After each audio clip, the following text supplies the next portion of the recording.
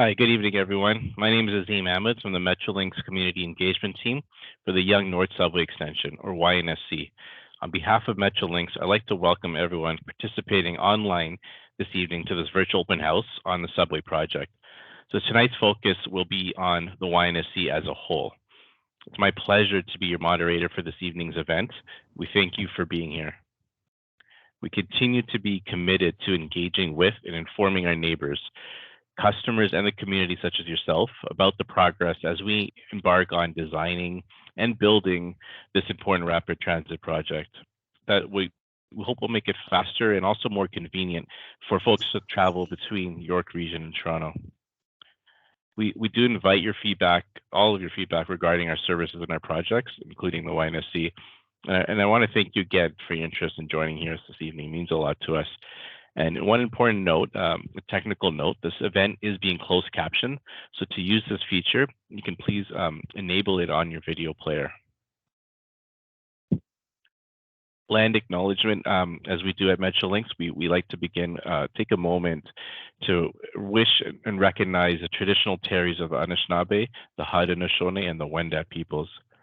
We acknowledge that Metrolinx operates on these lands and has a responsibility to work with the original keepers of the territory and the many diverse Indigenous peoples living here today. In particular, we acknowledge that the Yonge North Subway Extension project is occurring on the traditional lands of the Mississaugas. This includes the Mississaugas of the Credit First Nation and the Mississaugas of Scugog Island First Nation.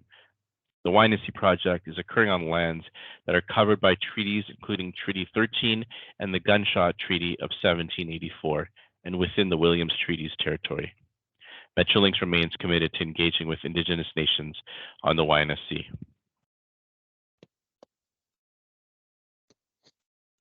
Next, we'd like to talk, before we get into the actual presentation, we also, as per tradition, have a safety moment. So I'll take a moment to talk about safety, if you allow me. Safety is a first priority at Metrolinx, both with transit and in our regular day-to-day working lives. We often start our meetings with a safety moment, and one I'd like to share. It's a bit of a serious one, but important one, and one that I actually learned recently. So the month of May is Skin Cancer Awareness Month, and skin diseases, as a lot of us know, such as melanoma, are far too common, and in some countries, the cases of skin cancers outnumber all the other cancers combined. The good news is it is easily preventable if caught early. With the arrival of nicer weather that we're enjoying, many of us spend more time outdoors enjoying the rays, and while doing so can be great, and we need the fresh air, it's also crucial to do so while being diligent about sun safety. And over the last few decades, there have been a significant increases in melanoma diagnosis. The month of May in particular, I've learned, is more sensitive, as many folks aren't yet arming themselves with protection because the weather isn't quite warm enough and we're not quite ready to do so. But yet at the same time, the sun's rays are still stronger than they are in the cooler months.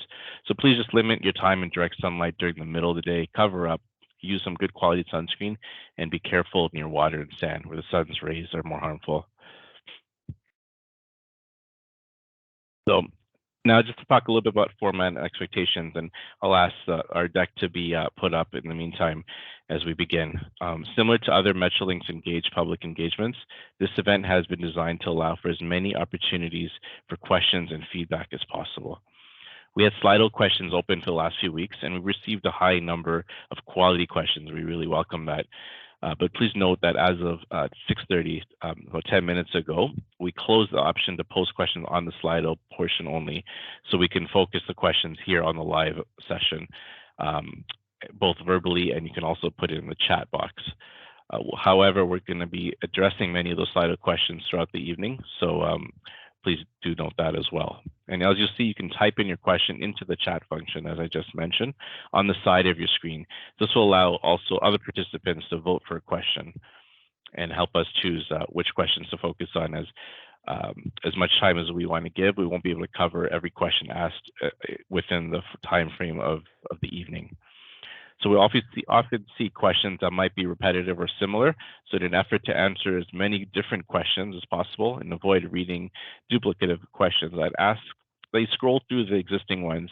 If you see one that covers the area of interest, you can please vote it up. we'll be answering questions based on the popularity of the votes. And similar to past virtual open houses, if you've joined, we have scheduled the session to end at 8:30.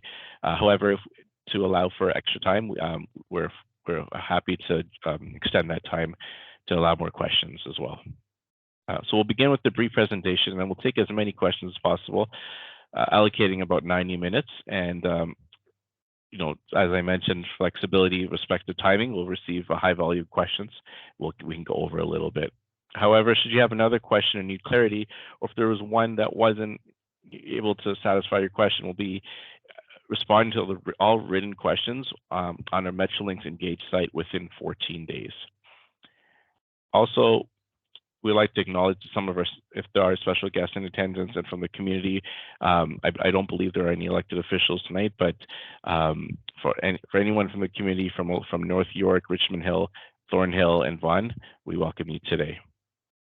And of course, lastly, please be mindful that conduct inconsistent with their policies will be resulting in the removal of comments and questions. Now I'd like to introduce our wonderful presenters and panel this evening. We have Stephen Collins, who's a program sponsor for the YNSC. Stephen will also be co-presenting and speaking to the broader technical elements of the project. We also have Raj Ketterpal, VP for Community Engagement, 905 Region. Raj will co-present this evening and speak to the communications and community relations aspect of the YNSC. And not presenting, but on our panel to answer your questions, we have Chris Spencer, who's Vice President of Subway's Project Delivery of YNSC, Andrew Harper, who's Director of Pre-Construction Services, and Renee Afum-Botang, who's Senior Manager of Third-Party Projects Review. So now we'll take a quick look at our agenda for today before I pass it on to Stephen. We can just go to the agenda slide, please.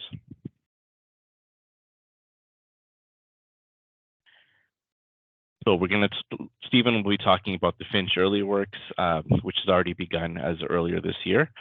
And then we'll talk a little bit about the advanced tunnel request for qualifications, which is a recent milestone, as well as utility relocations that have been occurring. Transit corridor land designation is one that will definitely be focusing on a lot of questions. And then we'll move on to property requirements and the summary of the progress that we've had up to date, as well as our next steps, before talking and closing with community engagement and communications. That'll be the short presentation we have now, which will be leading right into the Q&A. So with that, I'll pass it to you, Stephen. Great. Thanks very much, Azim. And just wanted to amplify sort of Azim's thanks and appreciation to each of you. Recognize that you're giving up one of your sort of nice spring evenings, and really thank and appreciate you for doing that and joining us here tonight to share in some of the good news on the progress of YNSC, but also to answer some of the questions that I know have come in through Slido and are coming in now through the chat. So the Yonge North Subway Extension, and really I don't need to explain to sort of Southern York region and Northern Toronto communities, because you're well aware of the compelling need for this subway. It's been in planning for decades and well established in sort of provincial, regional, and municipal plans. Since Metrolinx began the project in 2019, we have completed extensive studies, including the business case, environmental project report addendum, and we're underway with early construction works and major procurement. So fantastic progress is being made on this transformative project. The subway extension, as we know, will complete the missing link and create the much needed rapid transit connection between York and Toronto. The benefits are presented on this slide. It is an approximately 8-kilometer route. You have to put it on. Oh. Sorry, can I just ask you to go on mute there, please? All right, carry on. The benefits on the slide really do represent a very strong business case for a high-performing transit project. The Yonge North Subway Extension will attract more than 94,000 daily riders, saving them up to 22 minutes each way on their travel. And this is real time that's going to go back into their daily life so that they can put it into more enjoyable uses than sort of commuting, their commuting needs. The subway will reduce greenhouse gas emissions, bring 26,000 more people to within a short walk of rapid transit, and help manage congestion by removing 7,700 kilometers traveled in the morning rush hour. And as a long-time Southern York Region resident myself, I know all too well the trials and tribulations of moving through the peak periods in York Region. Next slide, please. What's been important to us in developing the regional transit system, and that's part of Metrolinx's mandate, is maximizing what we refer to as the network effect, giving people convenient connections to multiple transit services and providing an excellent customer experience while maximizing the opportunities to shift people from an auto mode to a transit mode. Finch Station, which is sort of presented in the red rectangle in the middle of the screen, is at the hub of our project and at the hub of our benefits.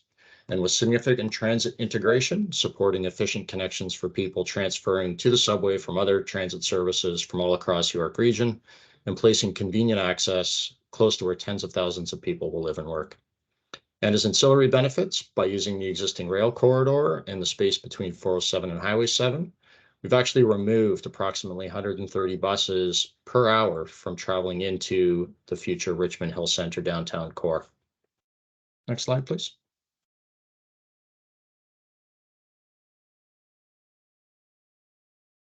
Goes without saying, the YNSE is a large mega infrastructure project, public infrastructure project that will require services of many public and private partners to deliver. We continue to learn lessons from our past project and feedback from our partners and engagement with the supply chains involved in our public infrastructure. We have determined the optimal way to construct YNSE, or the Yonge North Subway Extension, is through 4 main projects. Sometimes we refer to these as contracts, but essentially they're sort of projects of themselves. These are sort of described as what we call the Finch Station early works. And I'm going to get into some details about each of these in the later slides, but I just wanted to sort of daylight how we've structured our delivery of the project. We've got the advanced tunnel project, the stations, rails, and systems, and this is the building of the stations, the laying of the track, outfitting with the communications and the tunnel ventilation systems and stuff.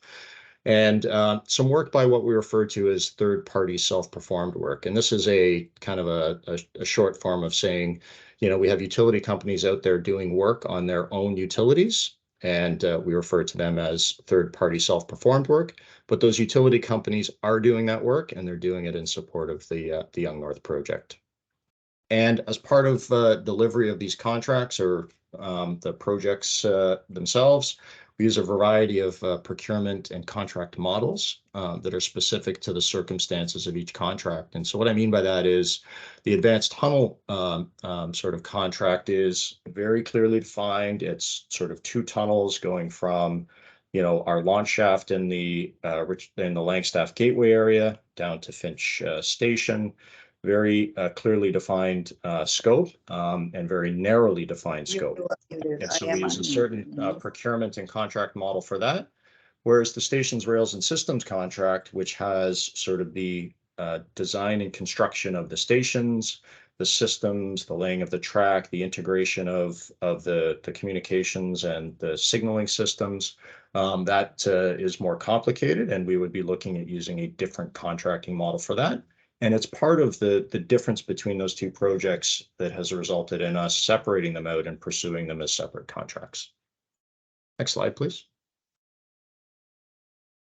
I want to get into some of the recent successes and the milestones we've achieved. As I mentioned earlier, we are sort of well underway on the Yonge North project and achieving some great success. Okay. I just want to highlight a few of those. We should have the sound. Oh, the sound. Over the next few slides. Next one, please. As I mentioned about Finch early works, this work has begun. A couple of images on the right side of the screen demonstrating sort of the work underway in the field. And really what this project represents is that intimate interface between the new subway project coming in and the existing Finch Station sitting there.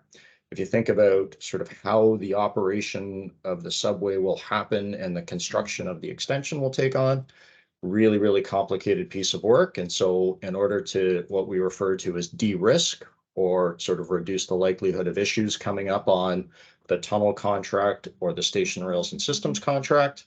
We've actually advanced this Finch Station early works, and we're well underway on the construction in close partnership with the TTC. Obviously, the TTC is going to continue operating their subway on Yonge Street, and that Finch Station needs to continue operating through YNSE. And part of our work in the Finch Station early works is to make sure that we reduce the risk of any problems with that interface at Finch Station. Next slide, please. We have recently released what we refer to as the request for qualifications for the advanced tunnel contract. The advanced tunnel contract is obviously exactly as it says. It's building the tunnels from the launch area, or where we're going to put the tunnel boring machines into the ground, up in the Langstaff Gateway, just south of Highway 407, and tunnel southerly all the way down to Finch Station. So at the end of April, we released what we refer to as the request for qualifications, or the RFQ. And what that is represents is the first step in our process to bring on a contractor who will assist and support in the construction of the two tunnels. That request for qualifications process offers those companies who are interested in bidding on or competing for the contract to build the tunnels an opportunity to submit their qualifications, which Metrolinx and Infrastructure Ontario will review. That is then followed by a more detailed proposal phase. That proposal phase will start towards the end of this year. And under our current schedule, we are tracking towards having a contract in place with the successful tunneling contractor on board in later 2024. Very, very sort of memorable and significant point in the project to mark the release of that RFQ. A little bit about what the tunnel scope is. We have sort of twin tunnels, which means we have a separate tunnel for the northbound trains and a separate tunnel for the southbound trains. And so the scope of that advanced tunnel project will include the boring of those two tunnels. We refer to sort of head walls as sort of the points along the route of the subway where we're going to have either stations or other facilities that we need to build in the future. And building those head walls as part of the tunnel scope is sort of the most appropriate point in the project to do it. We'll obviously get into relocation of utilities, traffic diversion, some of those other things that are required for these sort of mega projects. All the while sort of making sure that we are engaging communities and leaving as small a footprint as possible. We are also sort of working with CN and the utility companies, as I mentioned earlier, on some of the work that they need to do in support of the project. Next slide, please. As for the ongoing utility relocations, so we do have 7 locations that are active and underway right now, sort of spread across sort of the areas south of Steeles in the city of Toronto and north of Steeles in the York region, Markham, Vaughan, and Richmond Hill. These are projects that are being done by the likes of Toronto Hydro, Enbridge Gas, etc. And while these projects are being done and these fit into that, third-party self-performed work, really, really important to appreciate and recognize that these are being done in support of the Yonge North project. And while we try as much as we can to sort of minimize the nuisance and the impact that is created by these projects, we do ask and request for some patience, but also that if you do have some concerns or questions on the work that's being done, please do engage and reach out directly to the Metrolinx team. We'll be happy to take your questions and answer them as best we can. And we do have all of the channels in which you can contact us as part of this deck. And Raj Ketterpal will get to that towards the back end of this presentation. Next slide, please.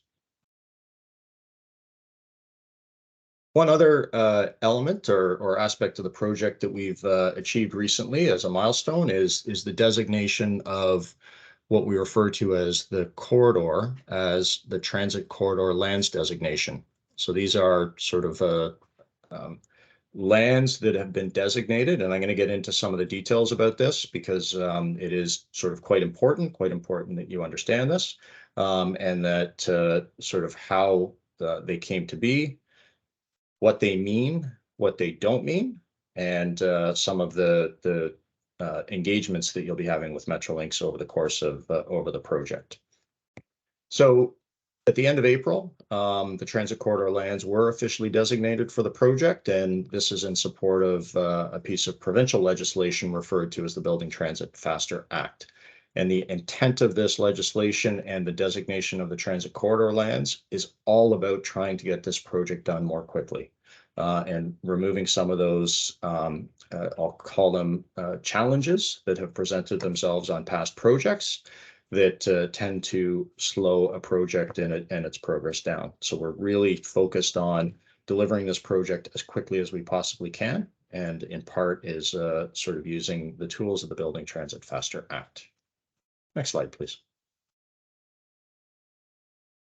So what are the transit corridor lands? I'll just sort of orient you to the image on the left before getting into some of the sort of bullets on the right, or the image on the right before getting into the bullets on the left.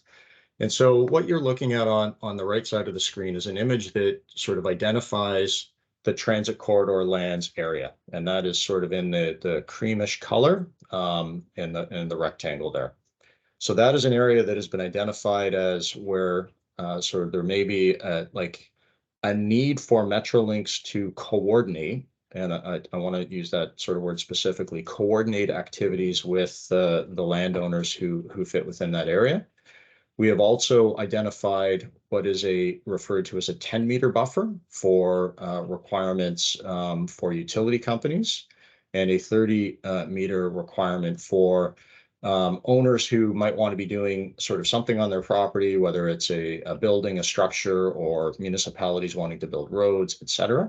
And these are sort of lands under which, under the transit corridor land designation, there will be a need for a coordination between Metrolinx as the YNSE project and with the owners who are wanting to advance projects of their own.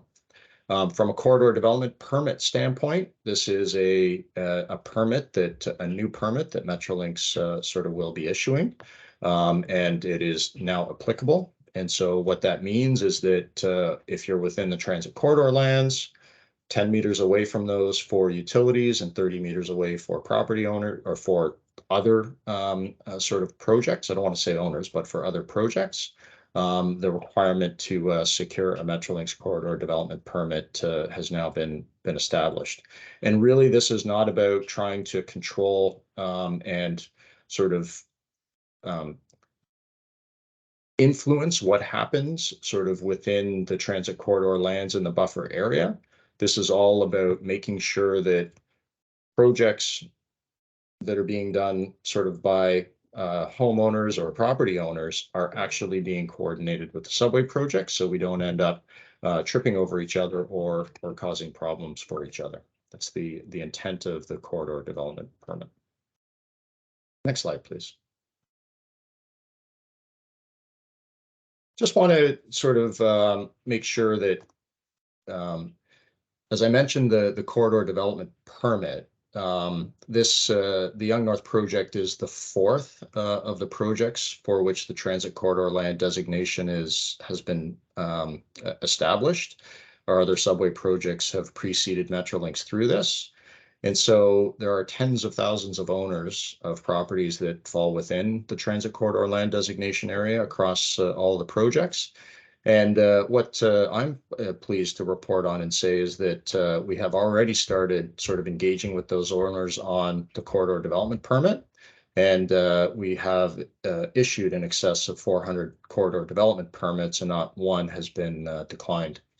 Therefore, the whole process is working as it's intended. That is to make sure that there's some coordination happening between the projects, and that both the subway project and the private project can proceed. One item in the Building Transit Faster Act that I have on it is the ability for so Metrolinx to access lands. But really what I wanted to also flag here is that to facilitate the coordination and the lands designated at TCLs, there is that corridor development permit.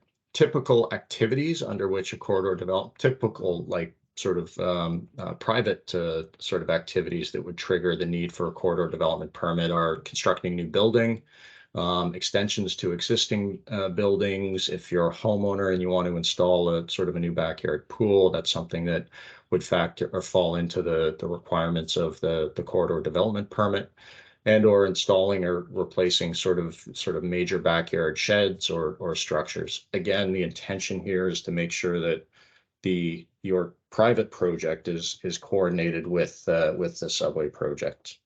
And again, when a property owner submits the application to Metrolinx, we'll do the assessment, determine if there are any conflicts, and sort of be in that sort of engagement with you, and then sort of issue the permit as appropriate.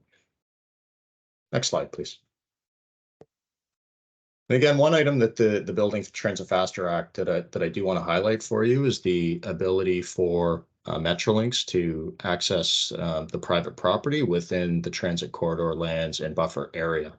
So as we're delivering this sort of mega project, we do need to access lands for the purposes of what we call due diligence or site inspections, surveys, and we may need to access sort of your land, and we would reach out to you, want to sort of get your permission to come on and do that. But again, as sort of the intention of the Transit Corridor Land Designation and the Building Transit Faster Act is to accelerate delivery of the projects. We want to be able to get on the property to do the work in sort of within a reasonable amount of time in order to not disrupt the progress of the project. And what sort of being in the transit corridor lands does not necessarily mean is that Metrolinx needs your property. The needs of the actual property that we need to acquire on both a temporary or permanent basis is sort of separate and distinct from the lands that have been put into the transit corridor land designation. And so if Metrolinx does need your property, I'll have a sort of a slide on that coming up. But if we do need your property, we will be reaching out separately to you with an individual outreach to make sure that we open that conversation about your property. So if you haven't heard from Metrolinx on the property, then that doesn't mean that we don't need your property. It means that we're not there yet in the process. But just because you've received the notification of the transit corridor land designation does not mean that we need to acquire your property. Next slide, please. So one of the things, as I just mentioned, that we have done is we've notified sort of all 1,100 property owners who are within the transit corridor lands area that they are within that area. That included some sort of mailings, but also, for residents in some of the key communities or areas of the route, we have sort of followed up with sort of in-person notification. And as sort of ensuring that the designation is sort of, available to what I would say is to be sort of used and applied. The notice will be registered on the title of each property within the transit corridor land area and the buffer area. And this is really, again, to enable that proactive coordination over the life of the YNSE. We're looking in sort of a multi-year sort of implementation of YNSE, and we want to make sure that that transit corridor land designation survives over the life of the project. Next slide, please. Property requirements. Next slide, please. As I mentioned, we do require property to complete the project. The good news is there are well-established processes and legislation to guide the acquisition process. And so, Metrolinx believes in sort of following all of those sort of processes and legislation and sort of from a principle standpoint, making sure that everyone is treated fairly. If we do identify a portion of your property as required, you will receive the direct written notification from us. And just for awareness, the usual process takes about 12 to 18 months, and we always attempt to reach an amicable agreement, or what this means is a willing buyer, willing seller agreement.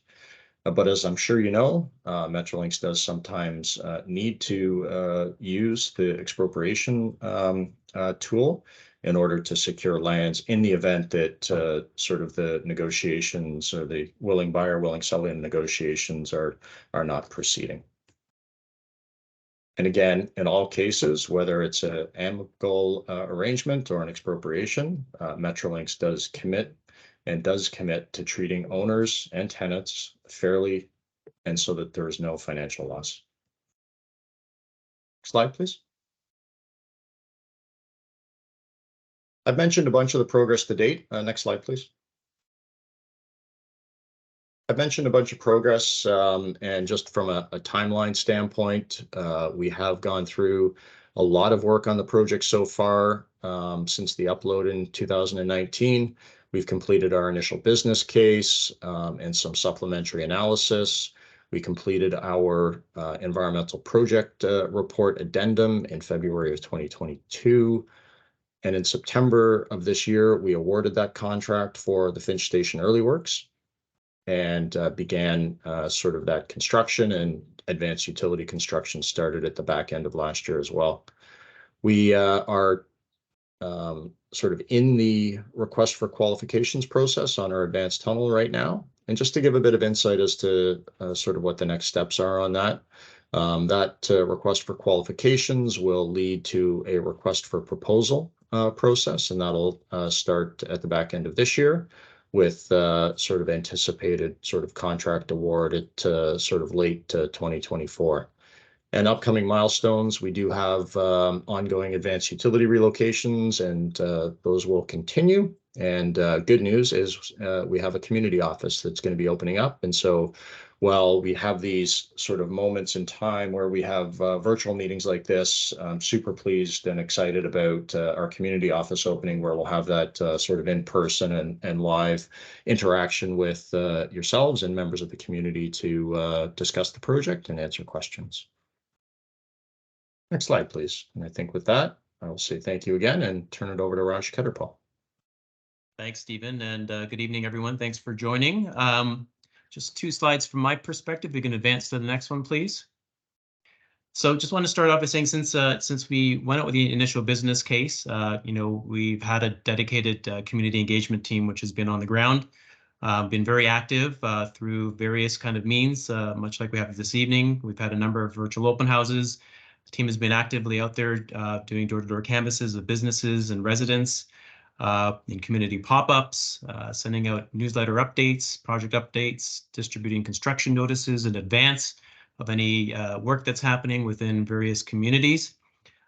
We've also been quite active in briefing elected officials and providing presentations to councils, and we'll be at York Region Council tomorrow. A lot of direct mail. Hopefully those who are joining us this evening would have received notification of this virtual open house. And we'll continue to do that. We'll continue to do that. And our goal is to ensure that, we're providing regular updates so that, you're fully aware of what's happening within your communities. We work very closely with our municipal partners and other transit agencies in and around minimizing impacts when there's any sort of traffic disruption. Whether it's, how we're communicating to ensure that, you've got the right wayfinding to get to where you need to go. Using the example of Finch early station works, there's an impact to some parking. We've ensured that, customers are aware exactly of what's happening, when it's happening, and what sort of alternatives are in place. You can go to the next slide, please.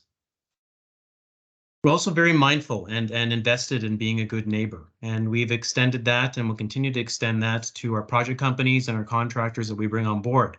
We want to minimize and reduce any impacts to property, in important community institutions, work with our schools and school boards, minimize any sort of vegetation removals, and as I already mentioned, minimize any impacts to traffic, and ensure that folks are fully aware of what to expect, when to expect it, and the duration of time that this work will occur. We do hold our project companies accountable through detailed requirements, for example, in noise and vibration, and we'll continue to do that. We do work with our local municipal partners, as we mentioned, and we'll continue to do that as well through coordination, communications channels being utilized through their means as well. And we'll continue to be out here speaking to you through virtual open houses on the street, seeking your feedback, input, and bringing that back to our project teams. The last piece here that I want to mention, we do know through construction disruption that it also impacts our businesses. And we are working already with our businesses in and around Finch Early Works, where we've set up what we call construction liaison committees, and they've been meeting on a monthly basis, where we're hearing directly from business owners and BIAs around concerns that they have, and talking to them about the business supports that we have and in place, and how we can support them through the construction disruption. And we'll continue to do that and much more of that. And with that, connect with us. Please sign up through our mailbox to receive regular newsletter updates. Please, sign up through our social channels where we provide regular updates there as well. And as Stephen mentioned, we're quite excited that by the end of this year, we anticipate opening up our community office, which will be located on High Tech Road, just east of Yonge Street. We will have a sound lab, which will be installed there as well. And our community office will be open to the community for drop-in, for meetings, and stay tuned for more details on when we will be live. And with that, that brings us to the end of our presentation, and I'm going to pass it back to you, Zee. Thanks, Raj, and thanks, Stephen, for the presentation. Now we're going to jump into the question portion. Just a couple of quick notes. For anyone that's just joined, welcome to our virtual open house on the Yonge North Subway Extension. We noticed there are a lot of good questions and conversations happening in the chat, and always appreciate the passion and the interest. But just want to note that any opinions that are expressed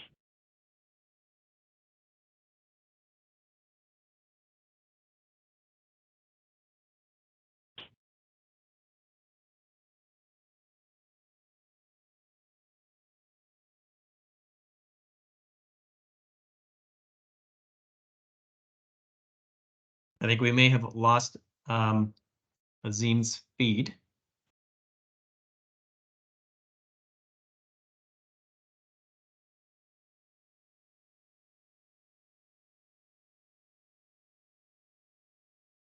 So I'm just going to top up for where Azim was going, that, we in the chat function, there are a number of questions coming through, and we appreciate all the questions coming through.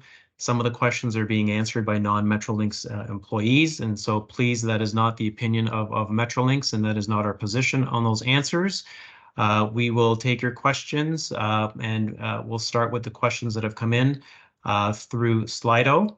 And then we'll also alternate into questions that are coming in through the live feed.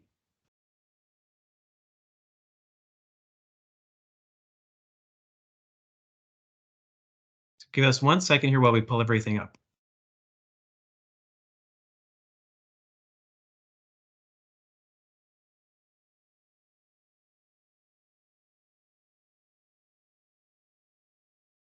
All right, so I'll go through the first question then. What does it mean for me as an owner occupant if my property is designated as transit corridor land? I'm going to pass that one to Renee. Thank you. Can you hear me? Okay, so thank you for that question. Yes, this is a very important question because I think we've received a few similar questions coming through earlier. So if you are within the transit corridor lands, or you're within the 30-meter buffer, you should have received a letter by now. And if you're not, then you wouldn't have received a letter.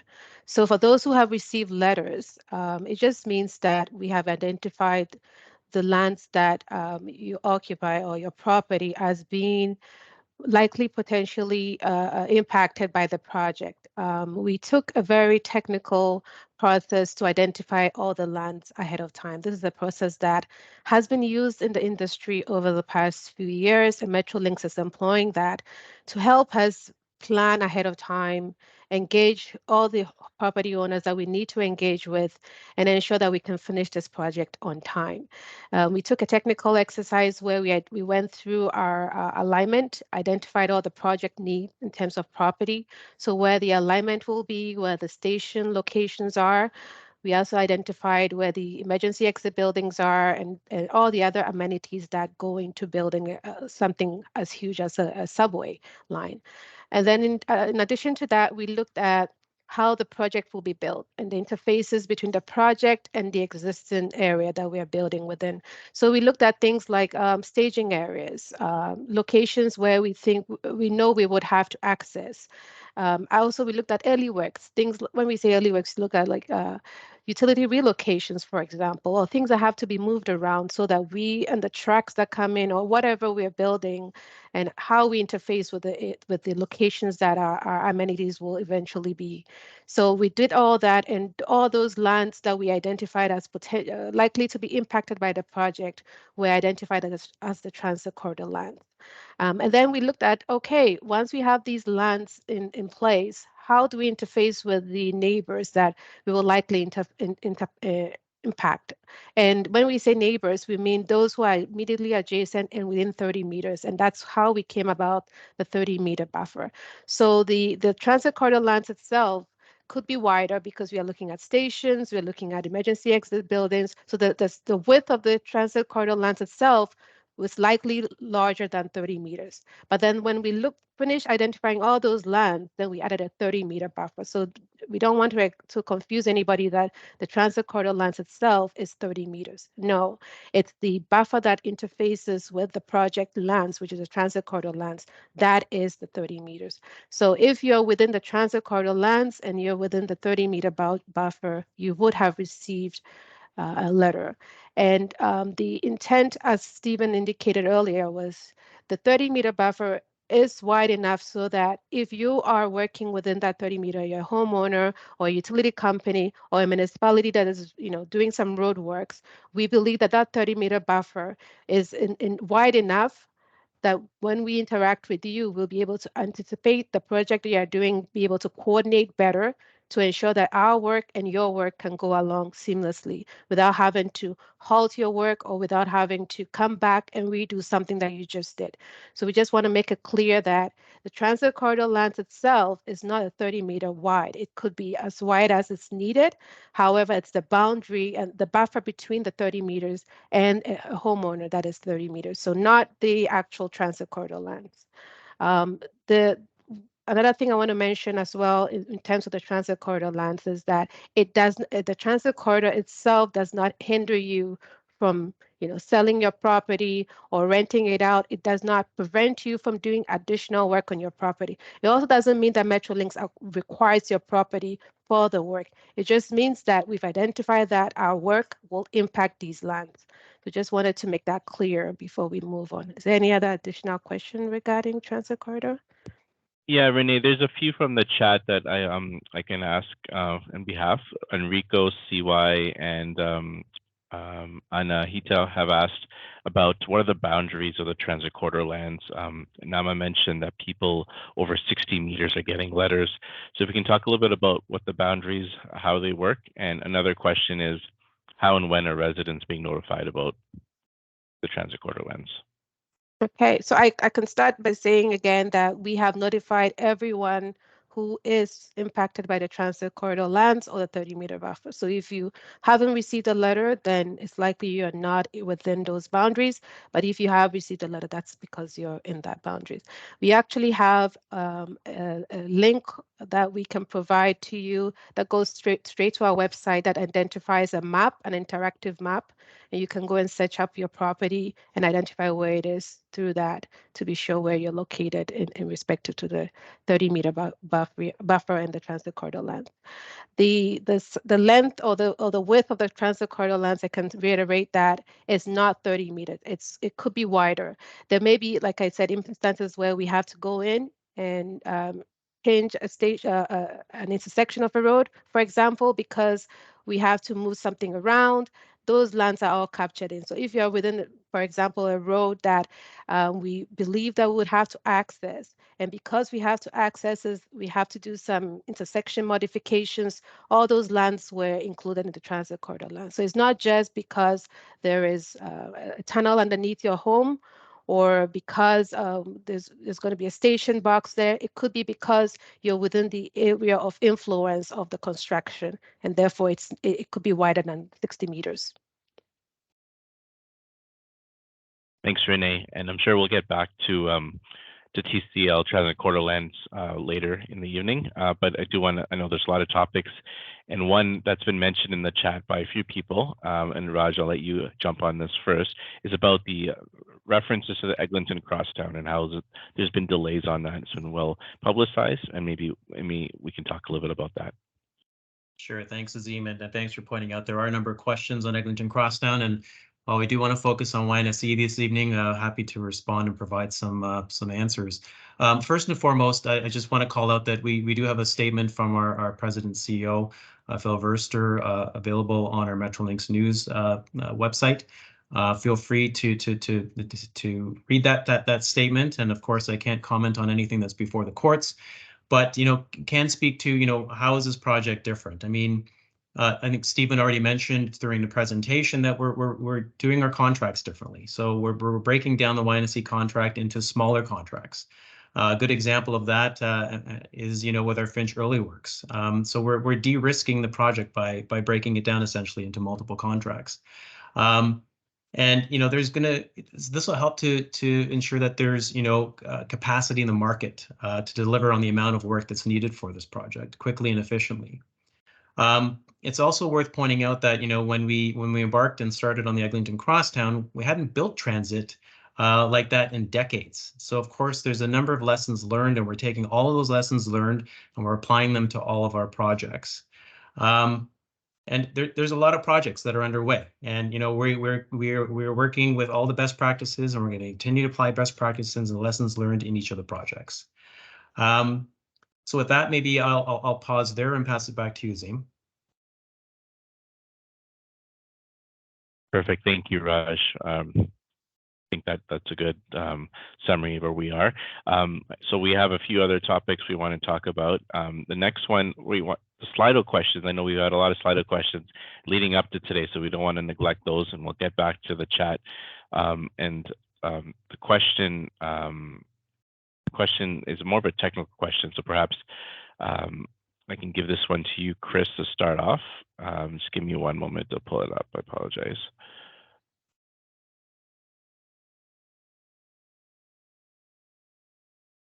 So the question is, and we can put this in the chat as well, and I've heard that certain sections of the Yonge extension are being dug deeper than required in order to appease residents of surrounding neighborhoods. How much more expensive are these approaches? Have shallower, cheaper alternatives been considered? So perhaps, Chris, you can talk a little bit about the tunneling and the depths and the process behind it. Thanks, Azim. Good evening, everybody. The engineering detail behind tunnel design is really complicated, and there are a number of factors that go into deciding at what depth you build these tunnels and the alignment specifically. In terms of the depth at particular points on the YNSE alignment, these are calculated based on factors such as ground conditions, ground type, and also the operational capabilities and characteristics of the trains that will eventually run in the tunnels. So in terms of, are there shallower options? When this project was first conceptualized, there were various options available to the planning teams on depth and alignment. These options were assessed against specific engineering criteria as well as cost, and the most efficient and cost-effective as well as most engineering effective solution was picked and finalized. This is the solution that we will be asking our tunneling contractor, which will be coming on board pretty soon, to go forward with and complete the final designs and then begin tunneling.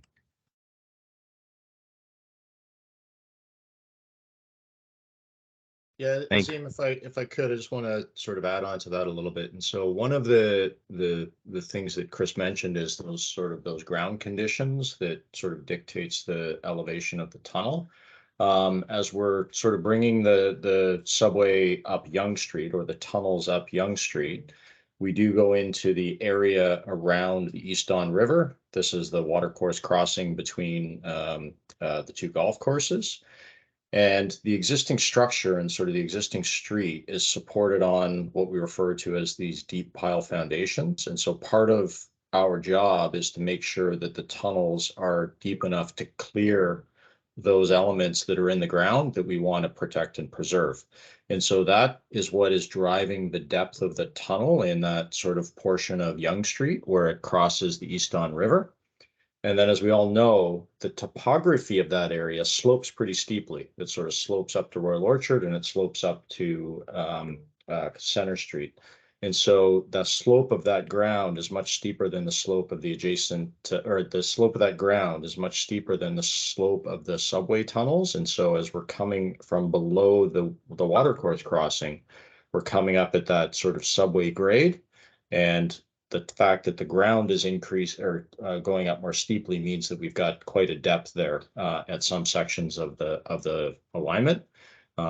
And that is what is driving the depth of the subway on that portion in the area of sort of Yonge and Royal Orchard Boulevard. Thanks, Azim. Thanks, Steve, and thanks, Chris, for that. There's another question about construction and timeline, and perhaps Chris, I'll send to you first. And that question is, and this is, I believe, one of the top-rated Slido questions. What is the current schedule for the beginning of construction north of Steeles Avenue, and how long is it expected to take? What will Yonge Street look like during construction? Will it be like Eglinton Avenue?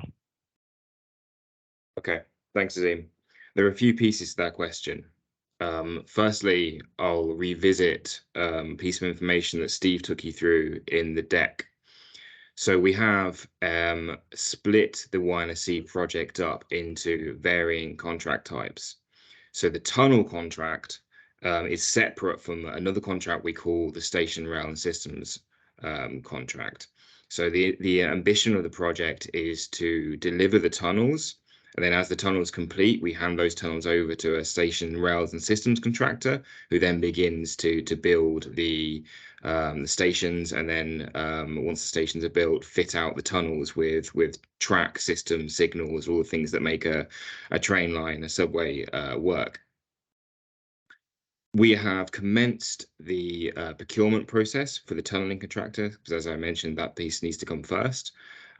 We will expect the tunneling contractor to be on board next year. They will then begin tunneling north to south, and that will be predominantly underground, of course, because it's tunneling, apart from the work around the launch shaft necessary to drop the TBMs, the tunnel boring machines, into place. Once that is completed, we will then begin work on the stations. Due to the nature of contracting, one of the things we like our contractors to do is to take the scope of the project, assess the needs and requirements of the project, their engineering capabilities, their workforce capabilities, and help us determine a schedule. So it would be difficult for me at this point to pinpoint a precise moment where we're going to commence work in a particular area, such as Steeles Avenue. But we will have that detail emerging as we progress through our contracting phases and our tunneling phase. Thanks, Azim. Perfect. Thanks, Chris. We have a question about ridership, which is a pertinent question as we kind of go past the pandemic era. So Steve, perhaps you might be the best person to answer this, and anyone else can join in. And the question is from Liz. How will the Yonge line be able to accommodate the added rider volume from the extension? The addition of the Ontario line will focus on the east-west trajectory downtown, if I understand it. The Yonge extension will be adding on top of the Finch line to the south. Can you elaborate on how that would take capacity from the Yonge line? I'll pass that to you, Steve. Yeah, happy to. Thanks, Azim. And so I think I'm going to start by saying that, as we all know, the transportation system and the GTA is strained, whether it's the transit system, the road system, active transportation. And so as a result, there is historical levels of investment being made to expand the transit system. And so Yonge North is but one of those projects. One of the things that we are closely attuned to and sort of dealing and interacting with TTC on this is sort of the congestion and the crowding that happens on line 1, largely south of Bloor Street or from Bloor south.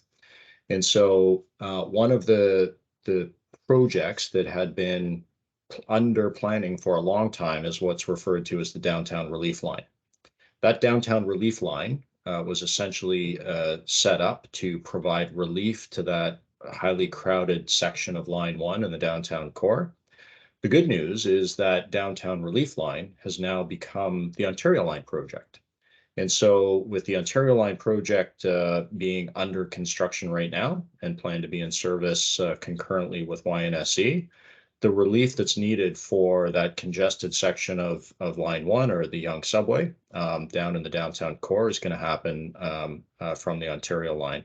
And when you think about the routes that people are traveling, right now, somebody coming in from the east would be coming along line 2 or the Bloor Danforth line.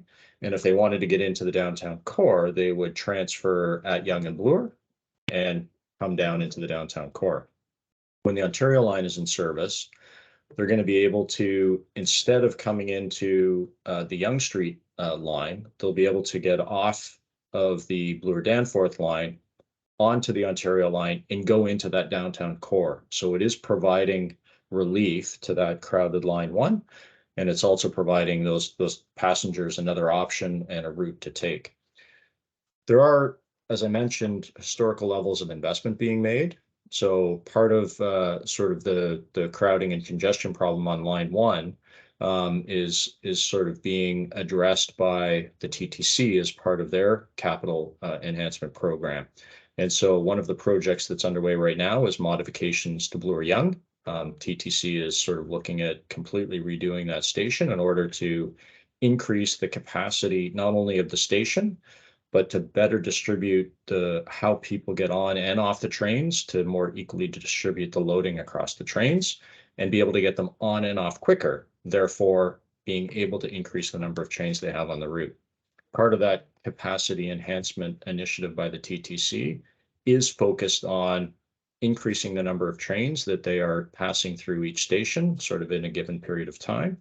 We refer to that as sort of decreasing the headways or the time between each train, which effectively increases the number of people they can move on the line. And so lots of projects underway right now to sort of address the demand for transit service on not only line 1, but the entire transit network. And we're working closely with the TTC on that crowding issue in the downtown core. Back to you, Azim. Thanks, Steve. Might call on you again in a moment, so just don't be ready for the unmute button. This question is actually about Commerce Station and the status of Commerce Station. The question is from Q. Now that the province has announced it intends to start looking for companies interested in securing the contract to start tunneling, what is the status for Commerce Station? So perhaps, Stephen, if you can comment on that, please. Yeah, happy to, Azim. So Commerce Station, as we all know, is still not a confirmed station in the project scope. It is something that's being discussed between the City of Toronto and the Province of Ontario through the Ministry of Transportation. What we are doing is sort of protecting in our project design and development the opportunity to include the station for as long as possible. And right now we're still sort of similar to you, awaiting the decision from the City of Toronto and the Province of Ontario as to whether or not Cummer will be added to the project scope of Yonge North. But right now, there is still time to make that decision.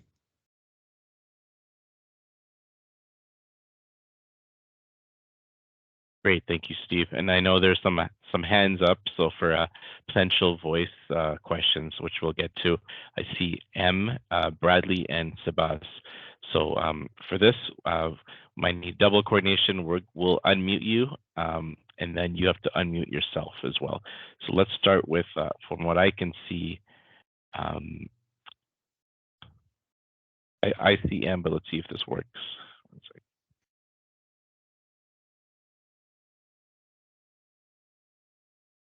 Okay, I just unmuted you, M. If you can unmute yourself and then ask your question, please. Hello. Hi, yes, we can hear you. Yeah, great. Hi, thanks. I had also included my question on the chat board there, and it's pretty specific. It's about a location on Yonge Street. That's 5760 Yonge, which is a provincially owned property where the Toronto Hydro is. And I understand through the councillor and also just through local gossip, et cetera, that it'll be used for some form of a staging area, I believe. And so I just wanted to ask if there's any information you can provide about what'll be happening on that property, and in particular that there are some trees on it about 20 meters just west off Yonge. And so I'm interested to know, will those be removed, or are those going to be remaining, et cetera, if there's any information. Thank you. Thanks, Sam. Sure, I'll give a moment for our panelists to take a look at that address. If we have any information on that. Chris, do you have any information, or anyone else from the panel? No. If not, then that's one we can get back to you on. Yeah, Azim, I'd prefer to look into that one and get back to the gentleman who asked the question. I believe that property is just north of Finch Station, but without a map in front of me, I won't be able to tell. But let us check that for you, and we'll get back to you. All right, thank you. I appreciate that. Thanks for the question, Em. Next, we have on our queue for the voice questions, Bradley. I'm going to do the same thing. I'll unmute your mic, and then if you can unmute yourself, you should be able to now.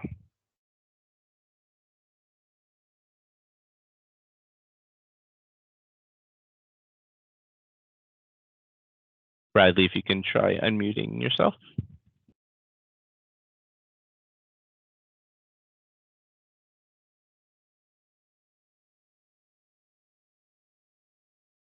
Got it. Perfect. Now I hear you. Okay, I live at the corner of Royal Orchard and Yonge, and I see that there's a development project for the plaza across the street from me. And I guess at one point the subway station will go in on that corner, on the northeast corner. But it doesn't show anything in the planning map that's on the board in front of the plaza as to where it's going to be accommodated in the 4 new towers that are going in there. Is this something that's been addressed? Because right now it's in front of City Council, Markham City Council, to either approve or amend this property. Thanks, Bradley, for that question about Royal Orchard Station. Perhaps, Steve, I can ask you to tackle this first. Yeah, happy to. So a couple of things there. Royal Orchard Station is a confirmed station in the project scope. The station box, or where the platforms are going to be, is oriented just south of Royal Orchard Boulevard. And we are building the station in a way where the main station entrance building, where the public will sort of access the station and sort of access the service, is on the southeast corner of Yonge and Royal Orchard, just sort of right on the corner of the intersection there. That is the sort of the main entrance that we are carrying in the project. And as part of our work, we would be engaging with the City of Markham and the City of Vaughan, determine what the development sort of approvals and the development objectives are in that area, and to determine if there should be, whether it's additional entrances provided or connections direct to that main entrance that we have on the southeast corner. So I can't speak to what sort of the owners of that plaza have included in their development application, but I can tell you that Royal Orchard Station is a confirmed station, and there will be direct access walk-in entering on the southeast corner of the intersection.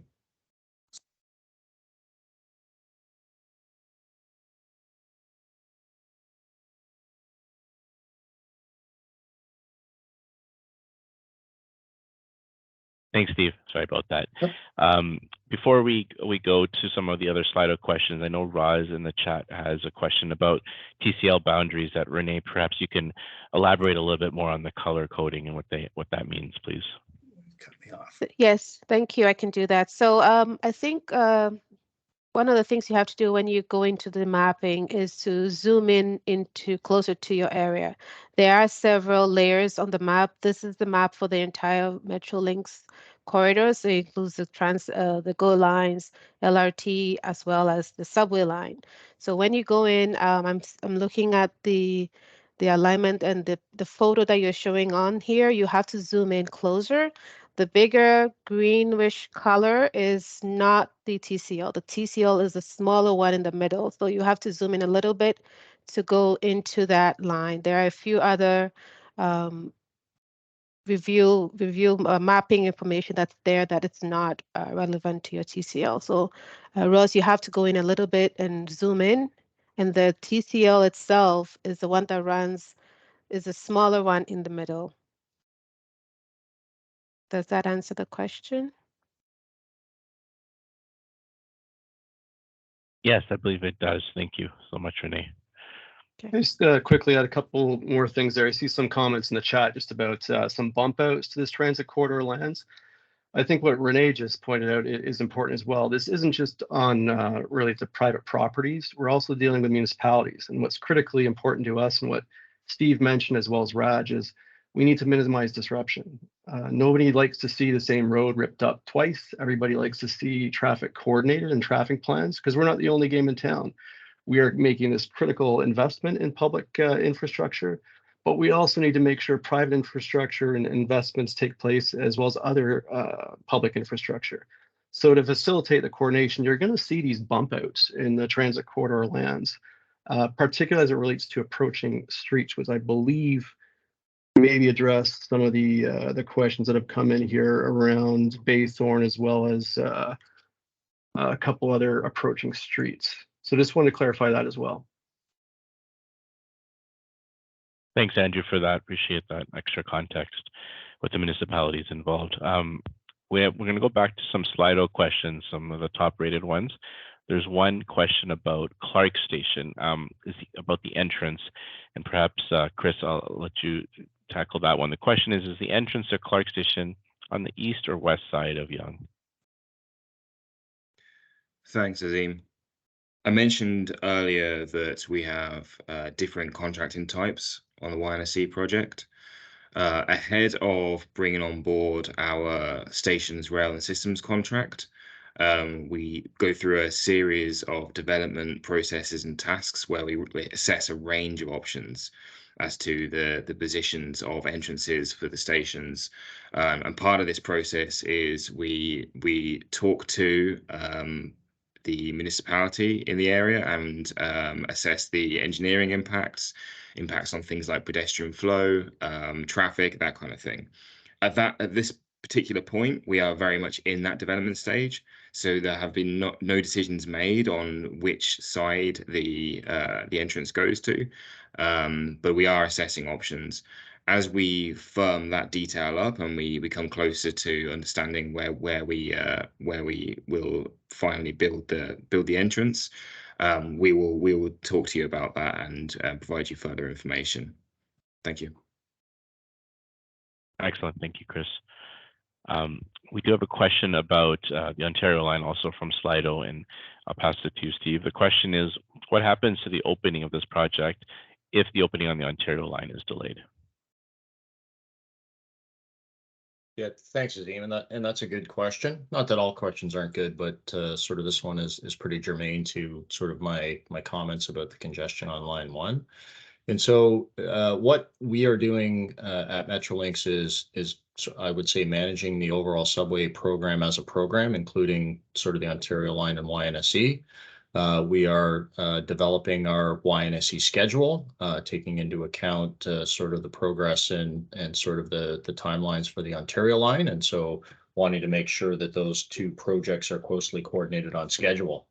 We're going to continue doing that through the life of both projects. But to get to the precise answer that, what happens if we get to that sort of date, sort of in the future, what I would sort of say now is that sort of there'll be an assessment and a decision at that time about, if Yonge is finished earlier than expected, and the Ontario line is not yet finished, then what?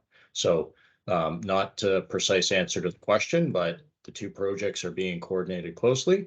And in the unfortunate event that sort of the Ontario line finishes or is finishing after Yonge North, we'll have to make a determination at that time.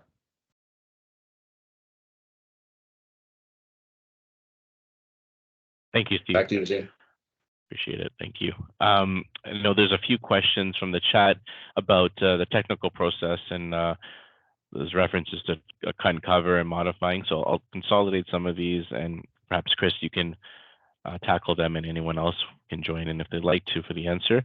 So we have questions from Tom, Philip, Michelle, Sebas, another one from Tom. One of the questions is, what does modifying the tail track refer to? And perhaps related by Philip, what plans are there to introduce some redundancies in the track so that disabled trains can be bypassed by working trains? So maybe we'll break it off into those two questions first, Chris. Yeah, sure. Thanks, Azim. Thanks for the question.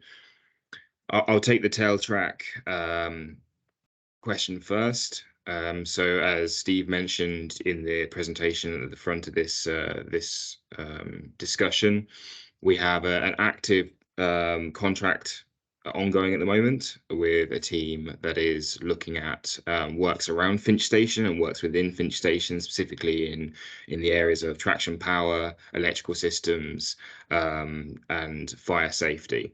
That's the kind of work that we'll be doing down in the tunnel, where the tunnel kind of at the moment ends at the end of sort of north of the platform at Finch Station, in order to get that area ready for a construction of what we call a transition box, and then the tunnel boring machine to kind of reach that area, and we complete a full tunnel and open it up and extend that area. We have to move things like communications equipment, cables, replace the dry fire line, which is a fire safety component for the area, and various other bits and pieces that make up the systems element of making a subway run efficiently and safely.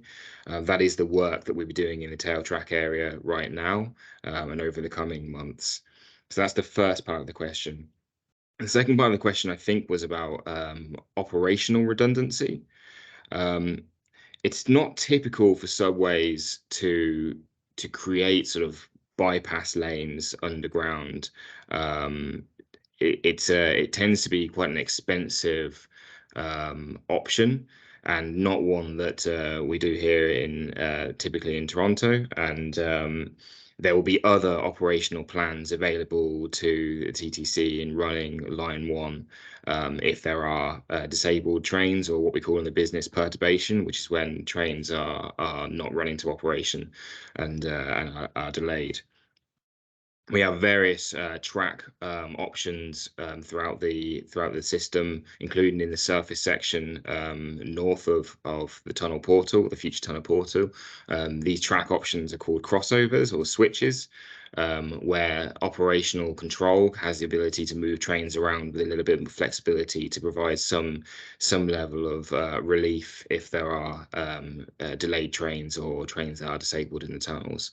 So these are the kind of things that will be worked on as part of our station rail and systems contract, and we're working closely with the TTC and also with our own Metrolinx operations experts to understand how that might work and how the engineering scope for the contracts will need to be modified, or certain requirements included in order to allow for that. Thanks, Azim. Thanks, Chris. And while you're there, I might take you in for a couple more. There are a lot of questions about Clark Station. I know we've answered one, but perhaps we can talk a little bit more about Clark Station. The questions are about where will Clark Station be located? Will it be above ground? And what will happen with the Clark bus terminal? So maybe Chris, you can start with that, and Steve, if you have anything to add about the bus terminal. Yeah, thanks. So a bit of an extension to my previous answer on the entrance to Clark Station. The bus terminal, it forms a part of the development plans that we're working through at the moment. So the design development process is considering how that might look and what the requirements are for that particular piece of infrastructure. I don't know if Steve, you have anything to add to that question? Yeah, thanks, Chris. Just 2 quick points. So the subway will be fully tunneled through this area. So the platforms and what we refer to as the station box and the station will be below ground. There will obviously be an entrance that is the interface with the ground level, but the station will be below ground. The second point I wanted to make is there will be sort of the bus to subway interchange happening at Clark. York Region Transit's got a couple of sort of important routes that come into this location, and so there will be sort of a small bus facility, whether we call it a bus facility or bus terminal. Those things are synonymous. So yes, there will be sort of that bus facility / terminal integrated in with the overall station. Excellent. Thank you both for that. We're going to go back to some of the live questions. I know there's still a few hands up, so we don't want to forget you. Just give me a moment. I see Sam.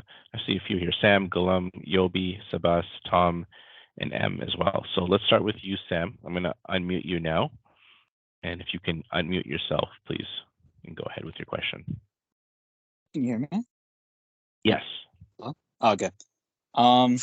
Hi guys. I kind of I had a question, and it was more of a concern than a question, but I'm gonna try to link it to an actual question for response. But I was hearing earlier when Stephen was talking about how the different tunnel, the depths and all of that being environmental precautions. And I know, yeah, there's very sandy soil. That's why the TBMs are being used, like in Eglinton West. That makes sense. But I'm aware of the earlier alignment, especially around Royal Orchard, where it used to be more on Yonge Street, and then it's now been diverted to appease 20 homes who complained. And there was a big drama. It was in the news 2 years ago. And also the tunnels were redrafted to be dug significantly deeper, which the move and the tunnel redraft, it's costing a lot more money over appeasing 20 or so houses. I was wondering just in general, because I understand, I kind of work in an adjacent field, and I understand when you go back and you redraft and redo feasibility study and you go through all the paperwork again and get approval and all the pending, it kind of isn't worth it anymore. But I guess my question was for kind of advocating for kind of last minute changes. I know after the business case has already been appealed, after the province has already cut a few things back, is there still an ability for kind of public engagement in the design process and any kind of later stage revisions? Thank you, Sam, for that question. It's a good one, and we can talk a little bit about what's about the alignment and where we are now. And I think Steve might be the best person to answer this. So pass that to you, Steve. Yeah, so I just want to sort of make sure that everyone is understanding. We approached the alignment for the Yonge North Subway with a lot of criticality, and a ton of analysis went into that. One of the sessions that we had previously sort of really showed the extent of the alignment optioneering that we went through, or the alignment or route choices that we studied.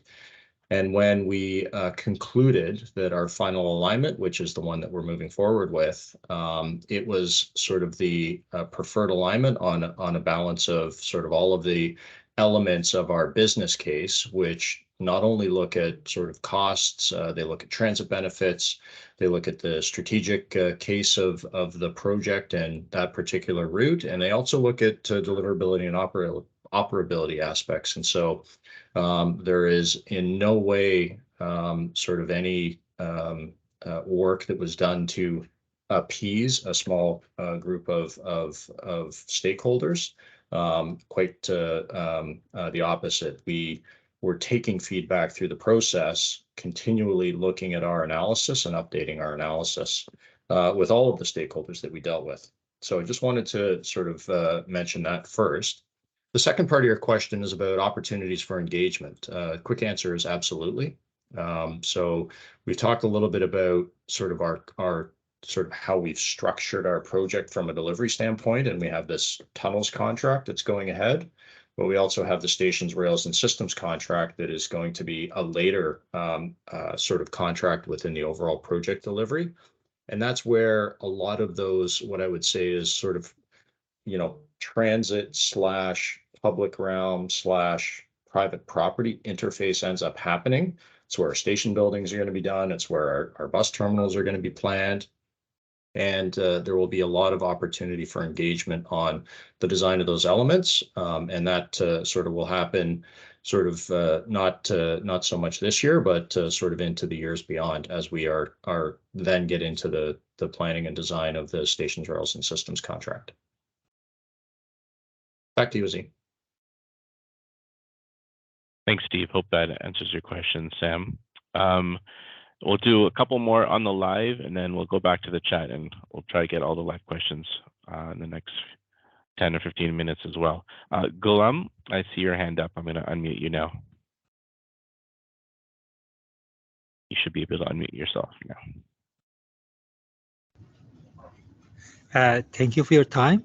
My question is very simple and clear, so a clear answer would be appreciated. I want to know, what is your estimation? How long does it take to be complete, the North Subway? Thank you. Thank you, Ghulam. So question about the duration of the construction and the tunneling. Steve, I'll take that one, Azim. Sure. So sort of to give a direct answer, right now we are sort of, I'll call it forecasting, sort of the early 2030s. The longer answer to that is sort of these projects are quite large. They're mega projects for a reason. And we will have much deeper insight on our schedule and sort of anticipated completion when we bring our contractors on board and we actually have the input from the people who will be building it. The first one is the advanced tunnel contract is going to be brought on. And then when we bring on our stations, rails, and systems contractor, we're going to have much more insight on their anticipated delivery schedule.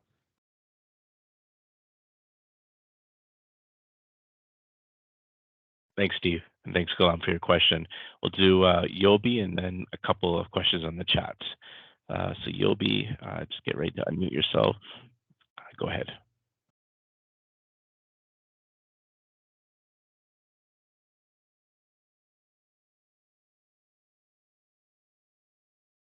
Yobi, if you're there, if you can click on that microphone icon and unmute yourself, then you can speak into your question, please.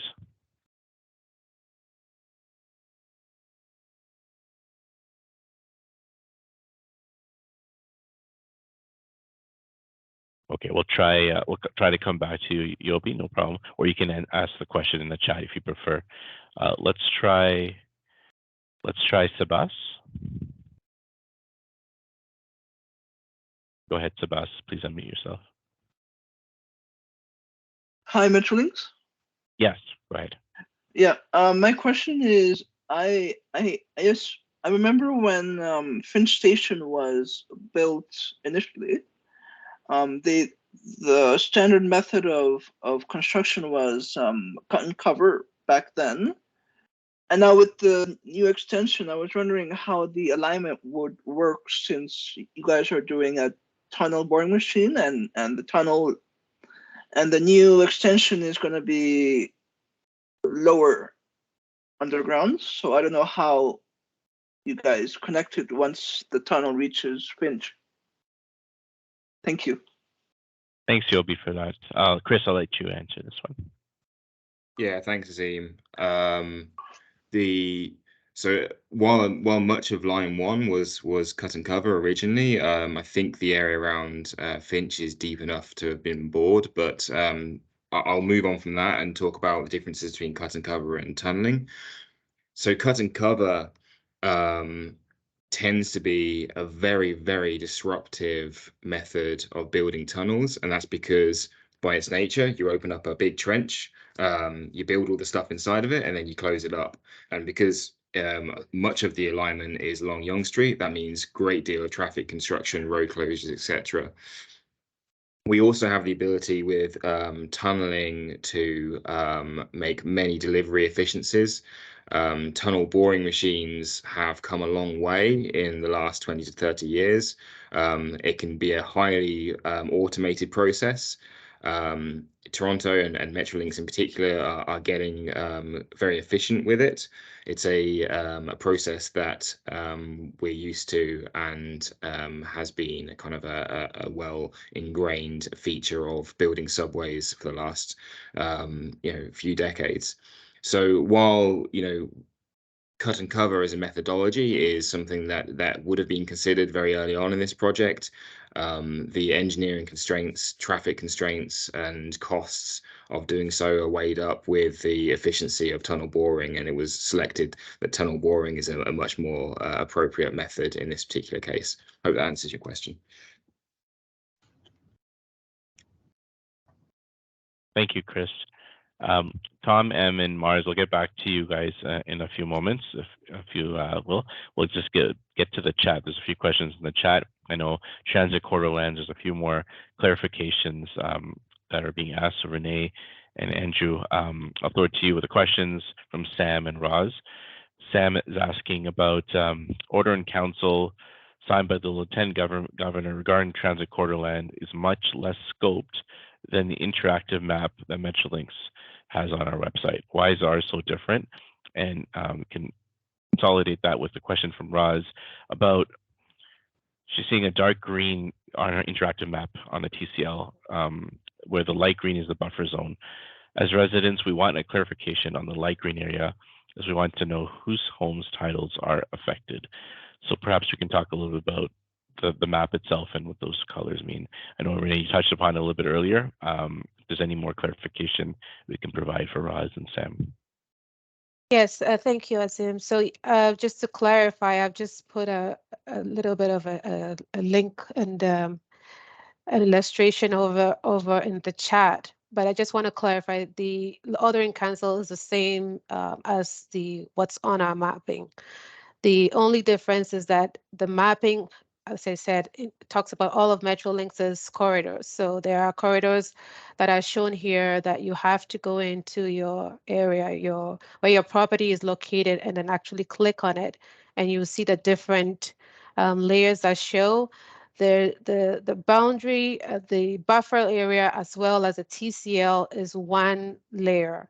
It's not separated. So the light green you're seeing is a municipal coordination, like Andrew said earlier. It's not part of the TCL.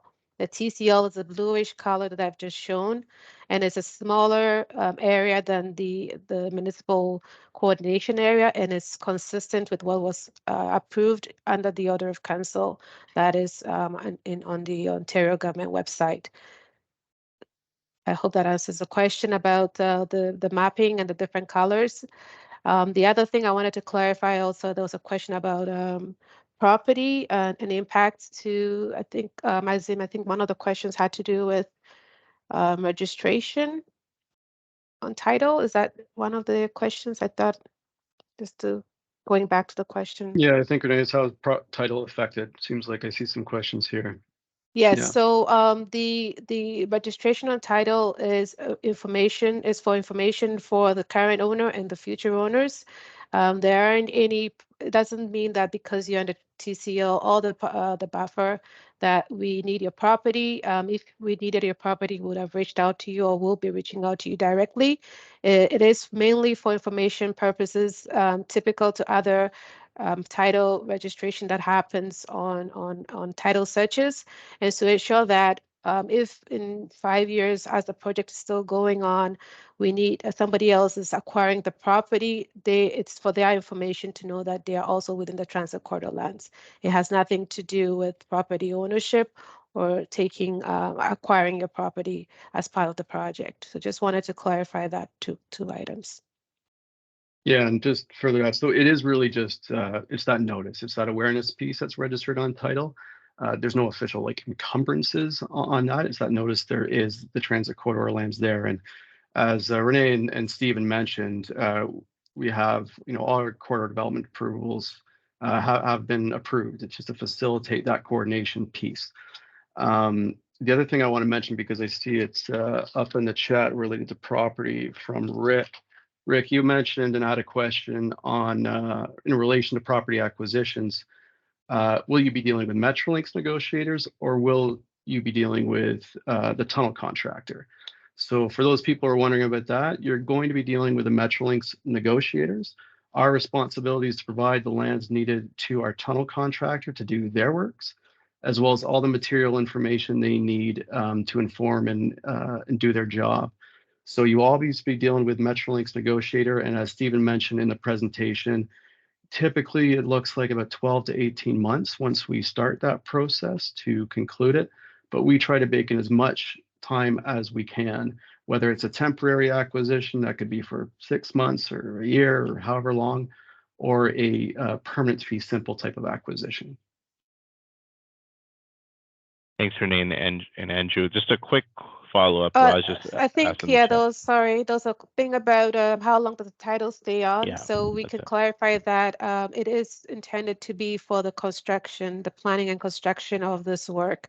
And so the intent is that once we are no longer doing that, we will be taking it off your title. So it's a notification piece, and it's only for the duration that we are going to be planning and constructing this work. Perfect. Yeah, that's a follow-up. Thank you, Renee, for that confirmation.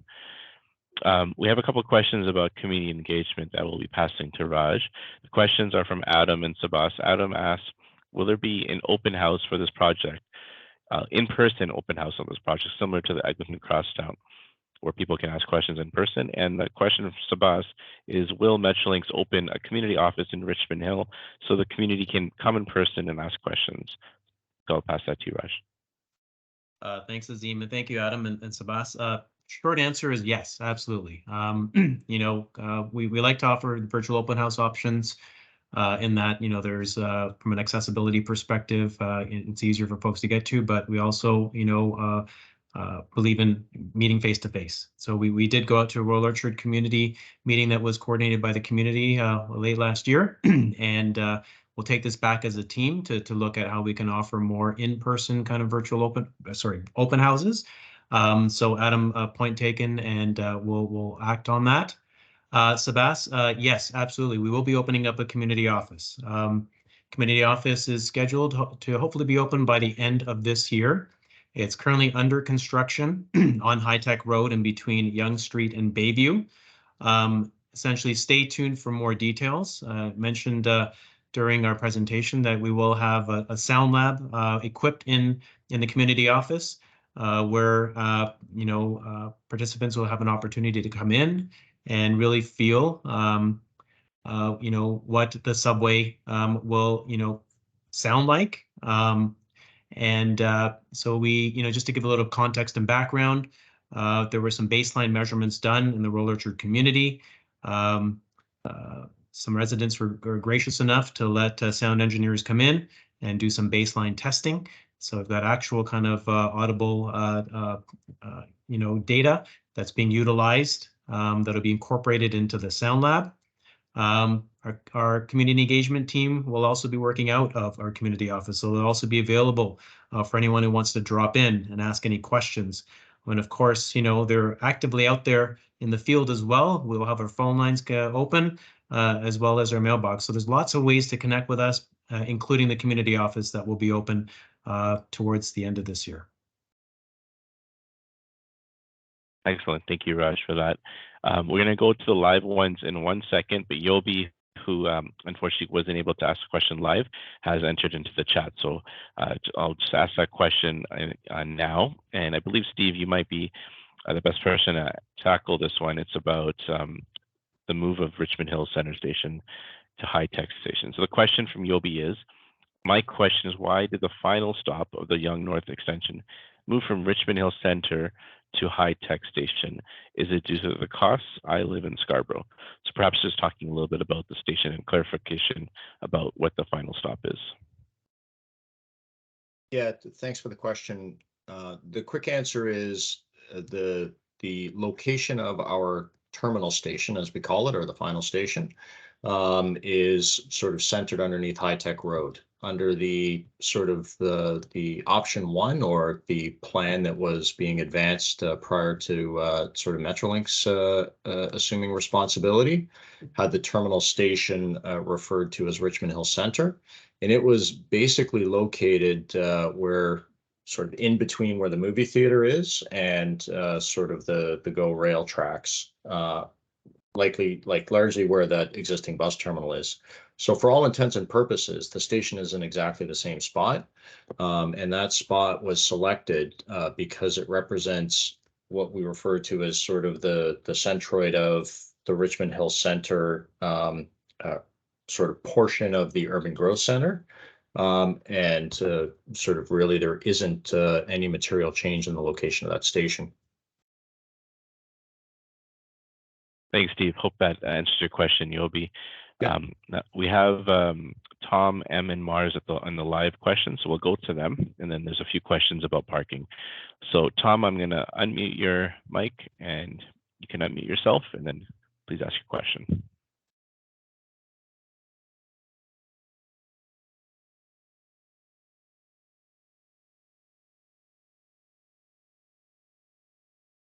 Tom, if you're able to unmute and click on that microphone icon, you should be able to do so.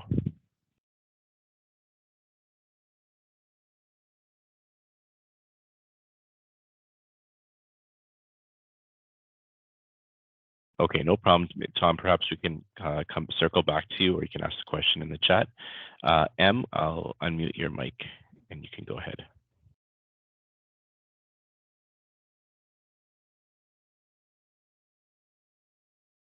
And I'm just curious about how far north from the existing tunnels at Finch Station would the boring work start? And if it's not clear, I assume it's probably clear, but just in case it isn't, I assume like from where the trains come in for passengers, there must be some further tracks.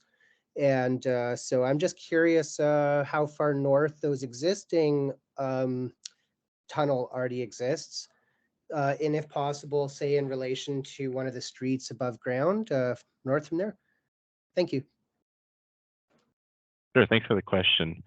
Perhaps Chris, you can talk a little bit about the tunneling and paint a little visual picture for us. Sure. Thanks for the question. I think I missed a bit of the question right at the beginning there, but I think the general sense of the question was, where does the tunnel boring machine stop in its drive, and how far does the existing tunnel extend from the end of the Finch platform, I believe. So the tail track area, or the section of the tunnel that is north of the existing Finch platform, exists something in the region of about 50 odd meters north of the platforms, and then stops right there. There is a section, or there will be a section that we will build, which we call a transition box. And that is a transition from the existing tunnel into the new tunnels. And then the tunnel boring machine, which is, by the way, driving from north to south. So boring will not stop, will not start from the southern end at Finch and go north. It will start in the Langstaff Gateway area at the launch shaft there, both tunnel boring machines, and then tunnel bore all the way down south. And they will stop at an area close to Comer Avenue, which we call Emergency Exit Building 1. Which will become Emergency Exit Building 1, and it's also going to function as our extraction shaft. So we pull the tunnel boring machine out of the extraction shaft, and then we use that shaft to turn it into an emergency exit building. The precise details and locations of and engineering specifications of some of that is still being designed, and a lot of that is going to be dealt with by our tunneling contractor, who we will be speaking to once we bring them on board in 18 months or to 2 years time. So I hope that answers your question. Thanks. Thanks, Chris, for that one. I believe Tom has asked this question in the chat, and this one is related to TCL. So Renee, perhaps I can throw it to you. The question is, the townhouse complex of 30 units, and he gives a specific address of 8038 Yonge Street, is on the northwest corner of Yonge and Royal Orchard. Half of this complex is in the dark green section of the map.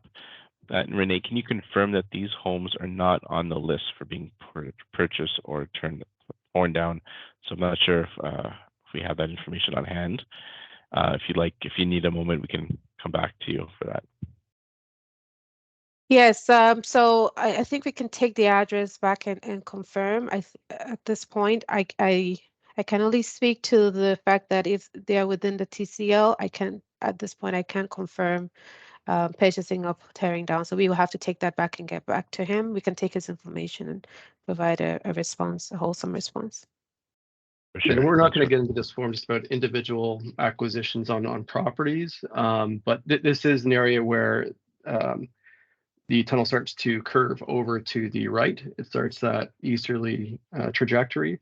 So that's why only a portion of these townhomes are intersected by the transit corridor land. So that's why the ones closer to Yonge Street would fall within that boundary versus the ones further to the west would fall outside. So that's why you see that difference with that townhouse complex.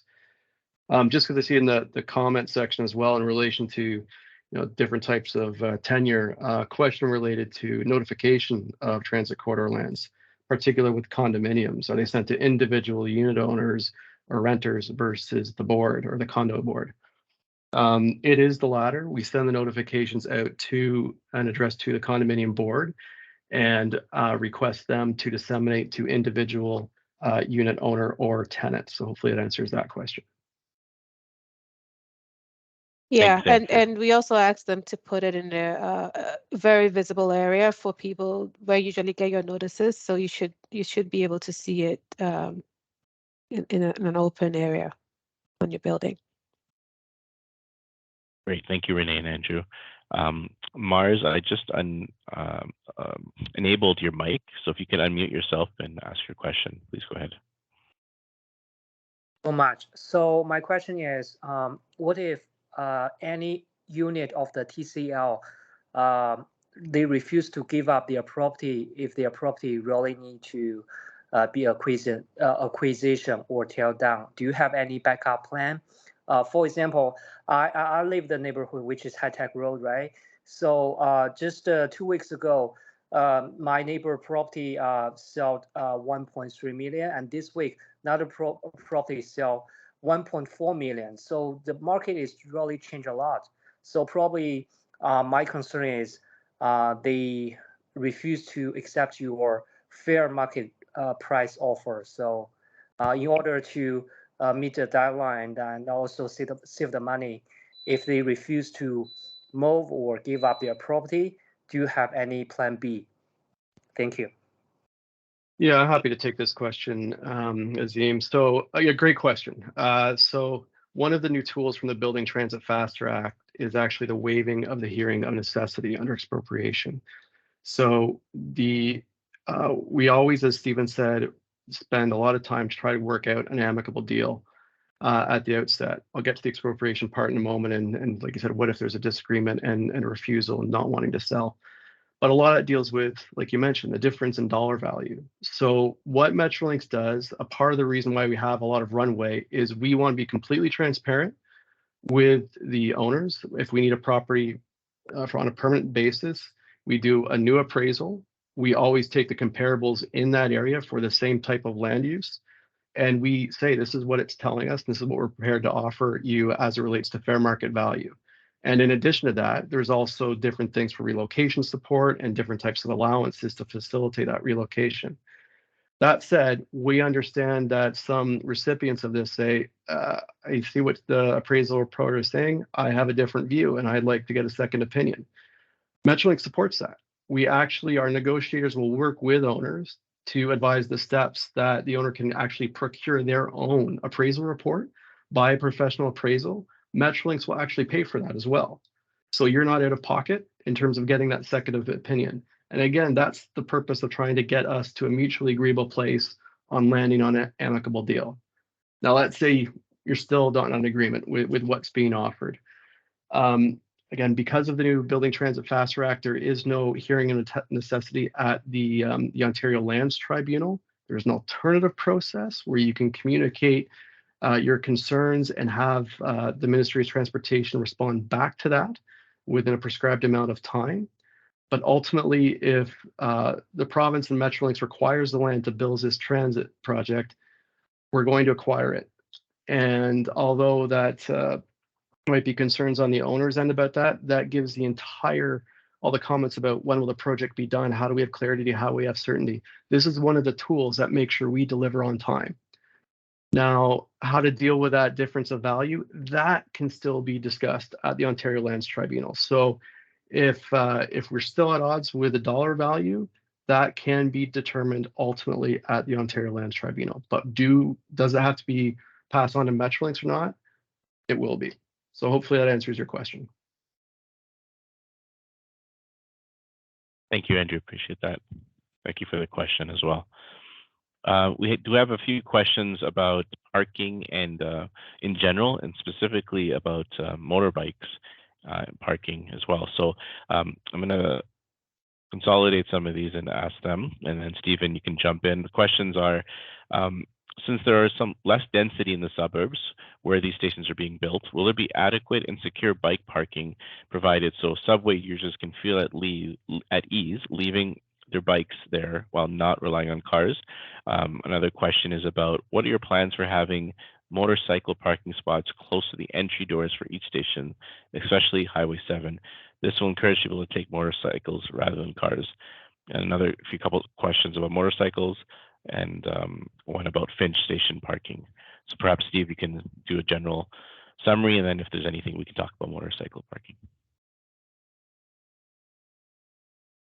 Thanks, Azim. So a bunch of points there that I'll try and address. Sort of from a context standpoint, you know, the areas around the subway are being planned and anticipated for intensification through what I would say is the life cycle of the subway, not the subway project, but the subway service. So we're talking about over the next 100 years. And so what we are focusing our energy and our efforts on is how can we make accessing this transit service by what I would say is non-auto modes the first choice. That's not to say that using an auto to drive and park at the subway is not going to be a desirable choice for some people. And so at this point in time, we have not made any decisions on whether or not there will be parking provided as part of the subway project. What I mean by that is we are studying it right now as part of our ongoing stations, rails, and systems portion of the contract. When we did release our initial business case a few years ago, we heard loud and clear that the context of the area north of Steeles is quite different than the downtown core, and providing parking should be considered by Metrolinx.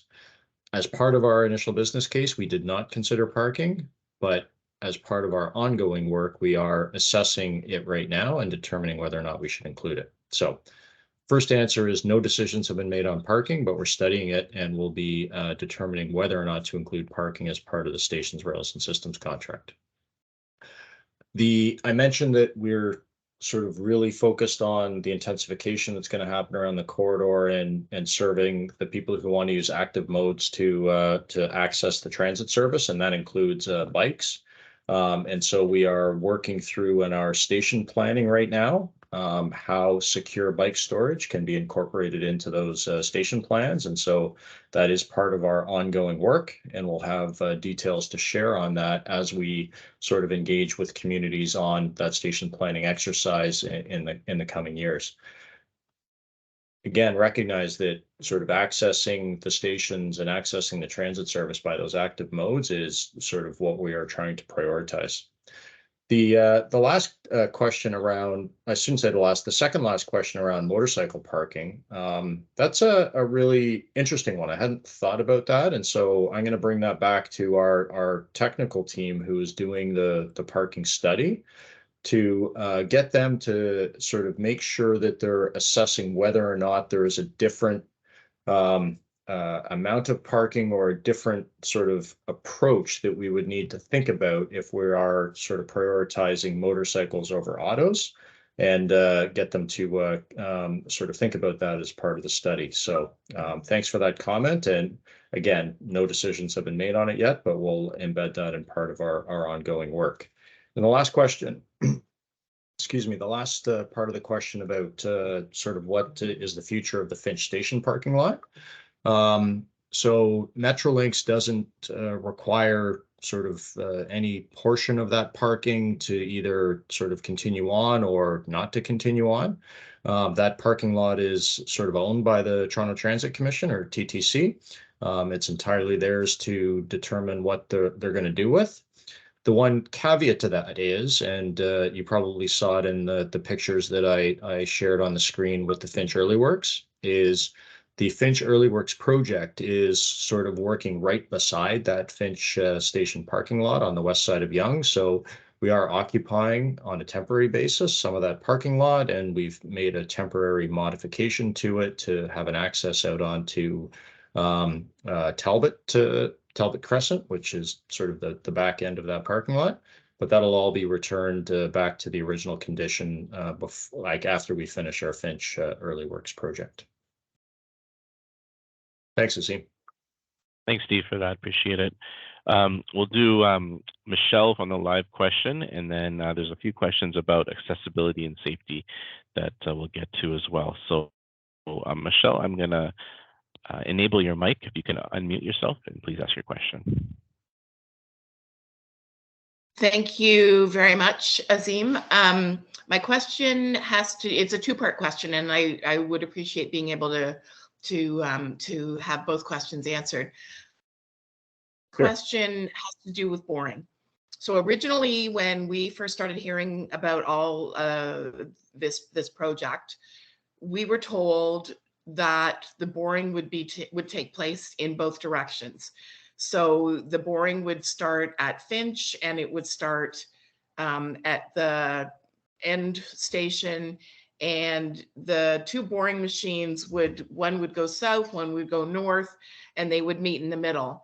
And that would, in the words of Metrolinx, dramatically cut down on the length of time that the construction would take, which would then impact all of the residents that are being impacted much less.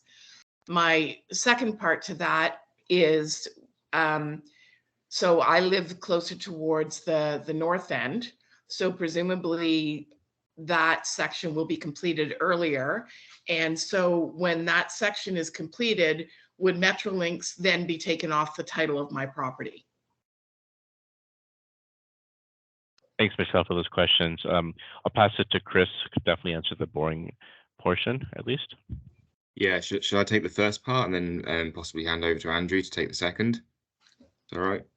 Yeah, sounds good. Okay, so on tunnel boring, very good question, technical question. Tunnel boring has different approaches depending on the specification of the tunnels. So to my knowledge, there was originally a plan for the Scarborough Subway Extension to have a process where two tunnel boring machines would bore from each end and meet in the middle, and that's because the Scarborough tunnel is a single large bore tunnel. The Yonge North Subway Extension will be two tunnels. of a smaller diameter, and therefore it does not make sense to start one end and the other end and meet in the middle, because that would require 4 tunnel boring machines. It'd also require 2 very large launch shafts, which are very time consuming and expensive and disruptive from a property take perspective.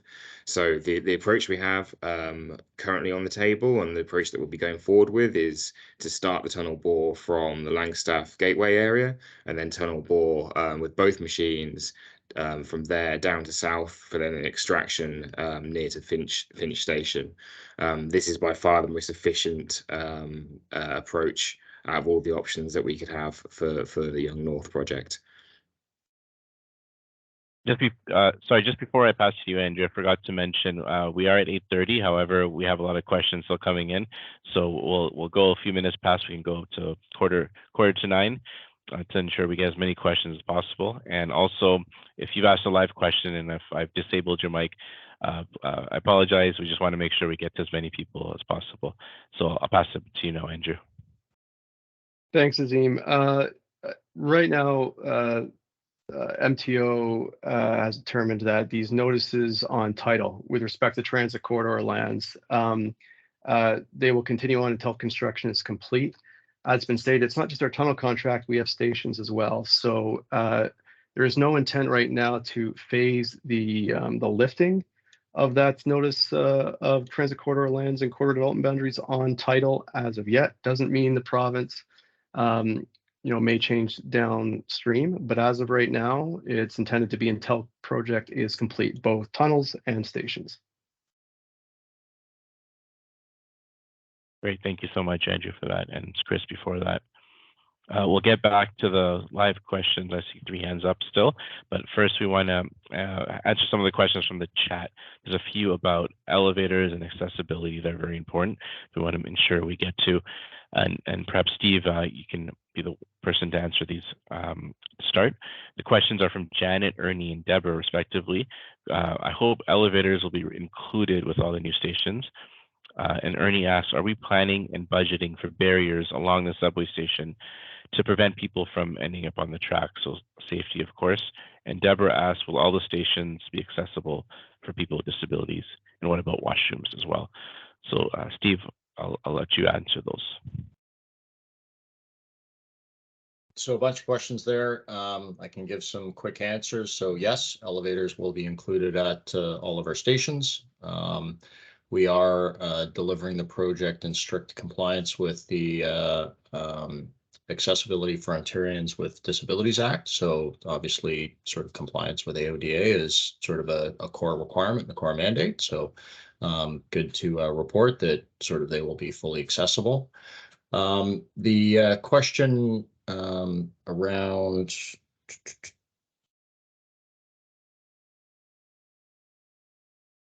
sorry, Azim, can you remind me of the last part of that question? Sure. So there's the elevators, and then yeah, no problem. The one about elevators, and then there's barriers along the subway station to prevent people. Yeah. Okay. So thanks.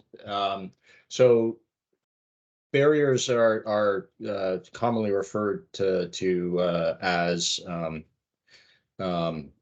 platform edge doors. These are the sort of the barriers that are on the edge of the subway platform. And so there is a barrier there so that you physically can't go on to the track level when the train is not there. What happens when the train comes in? The doors on the train park in exactly the same spot as the doors on the platform edge doors. They both open at the same time and people can access. And so it is something that has been considered. It's something that we are planning and protecting for as part of the station design of all the stations on YNSE.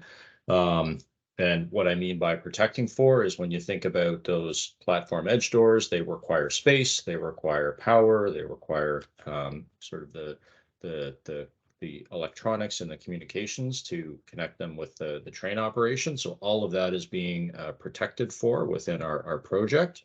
But we haven't yet made any final decisions on whether or not they will be constructed as part of the day one opening configuration of YNSE. We'll have more to report on that as sort of those final decisions are made. But rest assured, we know they're sort of part of the sort of modern metros, and we're protecting for them in all of our work currently. Does that cover off all the elements of that question, Azim? Yeah, I believe so. And you mentioned anything about washrooms? Will we have washrooms? Oh, washrooms, yeah.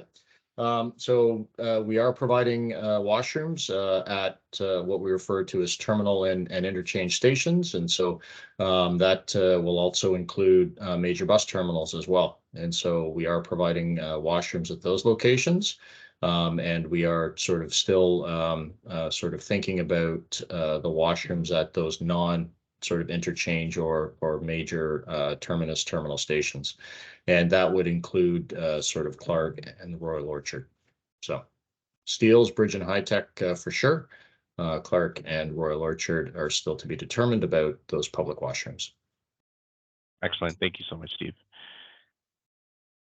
We have some hands up still I want to get to, so let's do that now, and then we'll close with, if we can, a chat question. So Sebas, I'll unmute your mic and you can please answer or ask your question. Go ahead and unmute, please. Hello? Hi.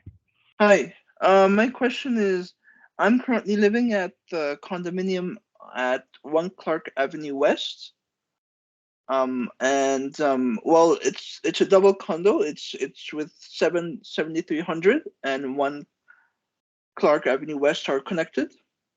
And I was wondering if I was looking at the map at the Clark station, and I was wondering if perhaps the condo I live in is affected by the station construction, since they're very close to the tunnel. Thank you. Thank you, Sebas. Appreciate that. So 1 Clark Avenue, any impact for construction for the potential or the future Clark station? Want me to take that, Azim? Yes, please. Sure. So it's a good question. I know that looking through the chat here, there's been a number of questions about disruptions and blockages, etc. on Yonge Street. So maybe I'll just sort of bundle those up together.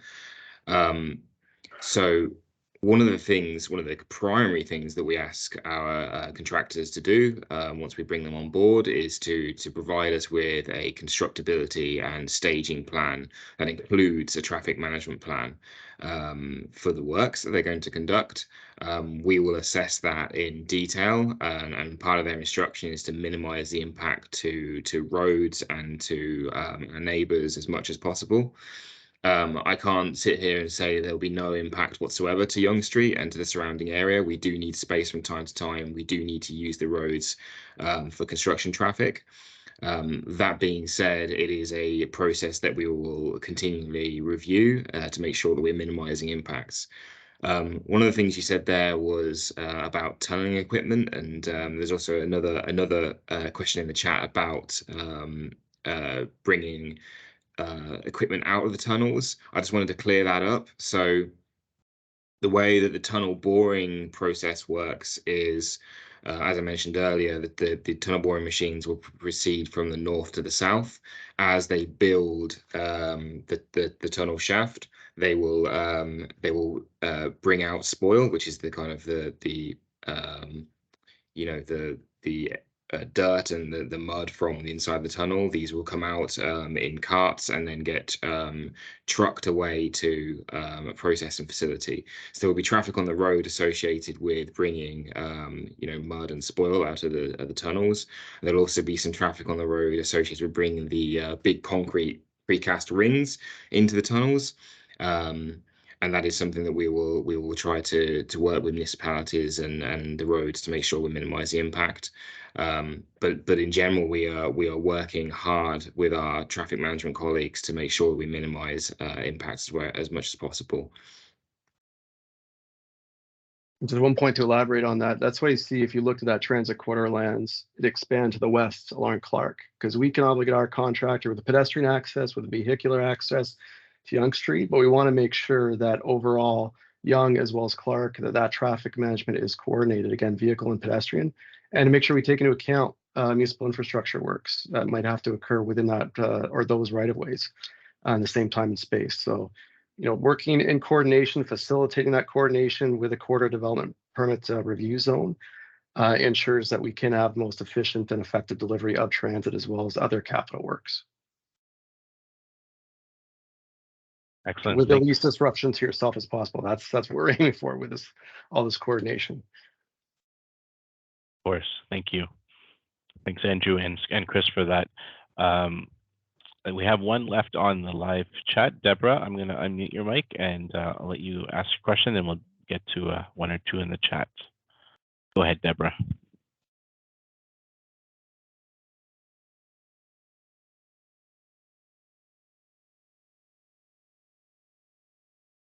Deborah, if you're able to unmute your mic, if there's that microphone icon you can click on and click on unmute. There you go.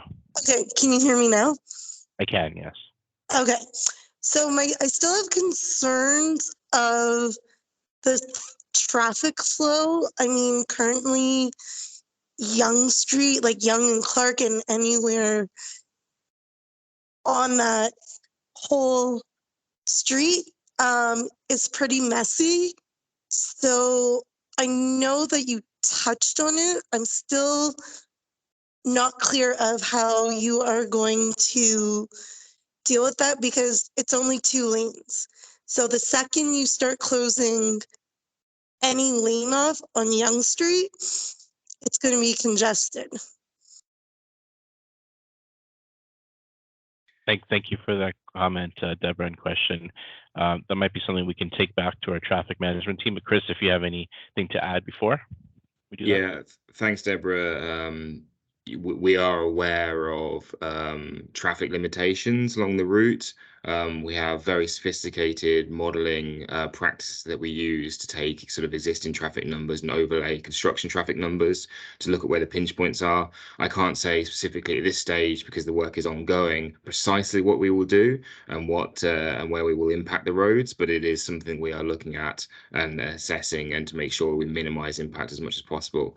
I know that doesn't answer your question in detail, but what I can say is it is a priority for us to make sure that we minimize that as much as possible. Second part to that is, Sure. I know you touched on the businesses, but if you look at Eglinton, it was done horribly with the LRT. So what are you going to put in place to learn from that mess? Yeah, it's a good point. As Steve said earlier in the conversation here, Metrolinx is a lessons learning organization. So one of the things we have done and we continue to do is speak to our Eglinton Crosstown colleagues to understand what they did and where we might be able to improve things, and what practices that we can do better and make more efficient. So that is a process that is ongoing. We do understand that transit projects have an impact on the roads, and it remains a priority for us to make sure that we limit it as much as possible. Yeah, and I think the only thing I'll add on to that, Chris, is that it isn't just Metrolinx looking at this alone. We are working quite closely with York Region as sort of the owner of Yonge Street and Highway 7, Bayview, Bathurst, and we're also sort of working with Markham, Vaughan, Richmond Hill, and the City of Toronto. So on sort of that whole traffic and transportation analysis and study. The other thing I just want to point out is sort of as part of sort of that sophisticated modeling that Chris mentioned, we're not just looking at the Yonge Street corridor, but sort of our modeling is going over to sort of past Bathurst and past Bayview, because we know sort of traffic is like water. As soon as sort of one route is interrupted, it starts to flow onto different routes. And so we want to make sure we understand not only what the sort of the effects of any interruptions we have on Yonge are for the traffic on Yonge, but also how that ends up translating into traffic levels on some of those other major routes. Thanks so much. Thanks, Steve, and thanks, Chris. Let's do we are at 8:45, or 44. So let's go with one more question from the chat.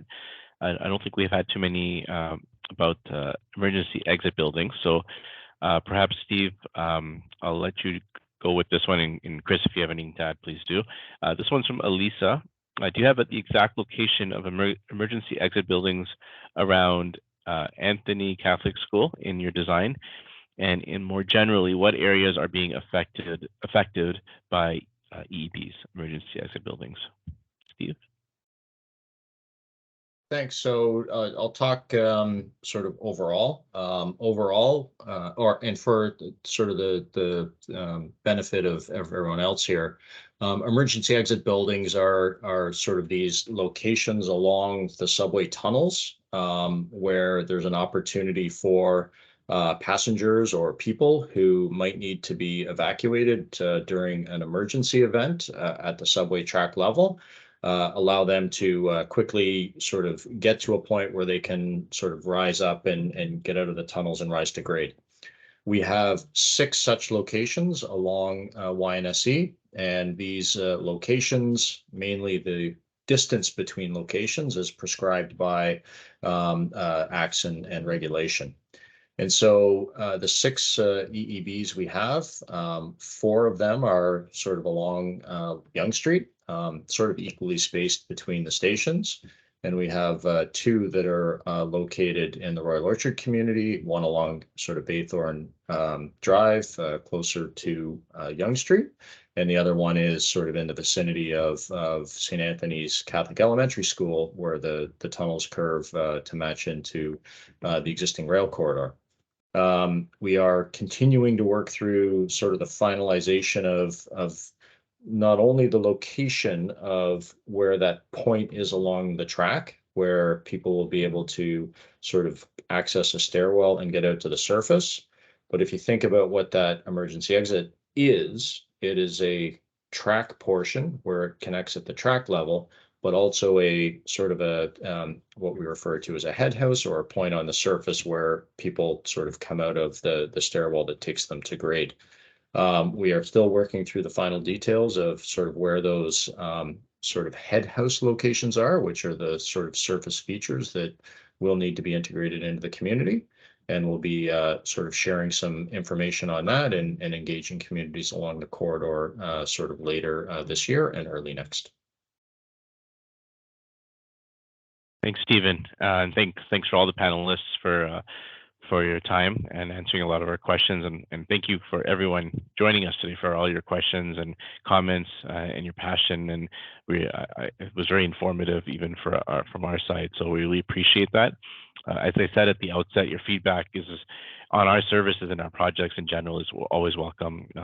We'll be providing updates once polling is available from once the session is done. And so we thank you again for taking the time to share feedback, and we hope you have a good night. Please be safe, and we'll be answering the questions that haven't been answered in written form. So please stay tuned to that. Thank you. Take care.